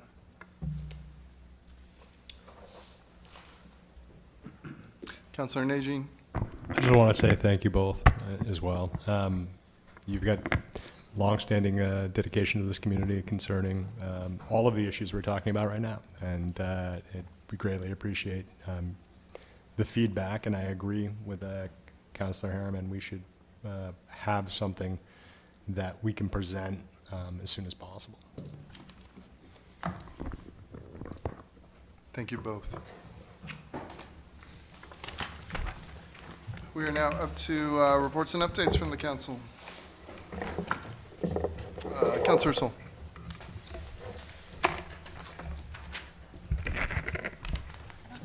I'll just do this one first. So I have two announcements. The first one is for the Lewiston Youth Advisory Committee, Monday, April 22nd, from 5 to 6:30. They are presenting It Gripped My Life. It's about how addiction can impact someone's brain, the decision-making, their relationships. There's going to be guest speakers. My stepson's going to be one of them. There's going to be a panel discussion, and it's really just to sort of break down the stereotypes of addiction. It's from teenagers, kids, to adults, that kind of thing. So that's going to be at the library, the Callahan Hall. And then my next, I don't know what I did with it. I was a judge at Dancing with the Dentist on April 6th, and it was quite a bit of fun. My husband he won the guest judge, so he decided to publicly shame me for giving an 8. But they raised $8,500 for Maine Resilience, the Root Cellar, and Veggies to Table. So it was a really great cause, and it was a lot of fun. And I hope I get to do it again. And I think, well, there we are. And so those are the winners. I think that Dr. Melissa Hamill, and I can't remember his name. But they were fantastic. The one in the middle, he was the instructor, and it was a lot of fun. That's it. Thank you. So I have a quick announcement. I was given this by Dottie. I don't know if you can zoom in on this map, but we have Buckle Me Up. It's a free car seat inspection station, April 18th. At the Lewiston Fire Department, the North Temple Station, 2 to 6 p.m. And go have your car seat inspected. Firemen will help you out. Thank you to Lewiston Fire Department. Councilor Najin. I just wanted to report out that the 911 committee is meeting this Thursday, and there have been a series of meetings just exploring on a high level whether or not consolidation would make any sense between the two mayors, the two administrators, representative from the Androscoggin County Commissioner's Office, and the Sheriff of Androscoggin County. And so this Thursday, I've asked Administrator O'Malley to attend 911 committee meeting and just report out, and that will be available in the minutes of the 911 committee meeting. Councilor Harriman. Thank you. Just wanted to report that tomorrow, the 17th at 3:30, there will be a ribbon cutting for Amy Smith has developed. She renovated a triple-decker with another unit next to it and has turned them into condos. And it's to attempt to increase the home ownership in the tree streets and work also as starter homes that are low maintenance and easy for folks to keep up with. So that's at 3:30 tomorrow at 51 Howard Street. Any other reports or updates from councilors? We're now up to new business.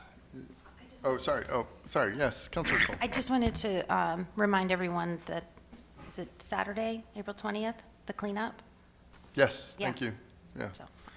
What time does that start, Administrator O'Malley? What time does it start? 8 o'clock. We're hearing 8 o'clock. Check the city's Facebook page, I think. Yes, check the city's Facebook page. So everyone just meets at Kennedy Park? Yeah, Kennedy Park, they hand out buckets, trash bags, litter picker-uppers. Yeah, great time. Okay. It is 8 a.m. to noon. Well, there you go. Supplies will be given out at Kennedy Park. Yeah. Even if you can only go for like an hour or 2 hours, please come out. Councilor Najin. And on that, it's good to pre-register. So there's a link on the Public Works page, as well as through some of the things that have been emailed out. But if you arrive at Kennedy Park, you can sign up at the same time. So. Councilor Chittum, did you have any? I'm waiting for the next agenda item. Okay, and now we are up to new business, and Councilor Chittum. Thank you. A question for Administrator O'Malley. Do ad hoc committees have a sunset in the charter, anywhere in the rules? Usually in the creation, you heard Craig reference a charter for the committee. That would really be their charge. And so ad hoc committees are created via order of the council or order directive of the mayor, and it lists out their purpose, their duties, their expectations, and it usually has a timetable in there as to when they would report back. If they don't meet it for whatever reason, because they're still studying, come back to the city council, if it was the city council created one, to extend that time frame. Are those charters available on the website, or do I go to your office to see them, or where are those found? I have them, actually, the mayor's office, Dottie Parham-Whittier has prepared them in the past, because most of the ad hoc committees recently have been mayoral created task force with Mayor Shalene, Mayor Kayer. So city staff has those. They might be on the mayor's page of the website. So if they're not on the mayor's page of the website, then staff would have that for you. Okay. And the ad hoc committee that was contemplated tonight, the ad hoc shelter committee, to whom do we turn to get assistance in drafting the charter for that? Through city staff? Well, first you'd have to, it's either going to be a city council ad hoc or a mayoral ad hoc committee. It'll be a council. All right, and then you realize that the mayor then appoints all those members with input from you folks. Both would be on that committee. That's a charter requirement. Right. And then what you folks want to do, then I can try to assign some staff to assist in that. I don't know that we have the ability to take a vote on that tonight. I certainly hope we could, and if not, at least understand there's a consensus on behalf of the council to get that charter or that charge for the shelter committee begin to be drafted so that we can take definitive action as soon as possible. Yeah, I mean, whether it's a mayoral committee or a council committee, I appoint all the members regardless. So, I'm fine to create a mayoral committee, and that could be created tomorrow, and we can start adding people to it, or we can wait until the next meeting to have an agenda item where the council creates a committee, I'm amenable either way. To that end, Mr. Mayor, one of the questions I had under other business was to find out, you created an ad hoc public safety committee, and I'm curious about what the status of that is, when the last meetings were. Is there a sunset on that? What's the progress being made? Yeah, there's been a change in co-chairs, and the co-chairs are now, let me see if I get this right, Ashley Medina and Councilor Herman, who's the other co-chair? Abdikadir. Oh, yes, Nagay. Abdikadir. Sorry, Abdikadir. Abdikadir Nagay. And so with the shootings and everything else that's happened, they are getting back up to speed, and they'll be meeting again soon. They've met several times, and I believe the minutes are on my website, on the city's page. Councilor Glant? Yes, I would like for administration to give a copy of the last housing thing that we just did. They talked about completing, the mayor started, so we have an idea what work they've done and who was on that committee. Is it possible to get a copy of that? Excuse me, Councilor Glenn. So you're asking for a copy of the ad hoc committee Correct. report on? For Okay. everybody. The shelter committee? Shelter committee. Yeah, that's Yeah. on, I mean, that's right on the That website is on right now. that is on the city's website, but I I want to can, make sure everybody gets a copy. do you? I mean, I can send around the link. Well, would you, you requesting a hard copy, or would you like the link? I would like a hard copy. Okay. We can get that for you. Yeah, we can print it out. Is that a hard copy for everyone, or It's up to them. just Councilor Glenn? I can send the link? I can see the link.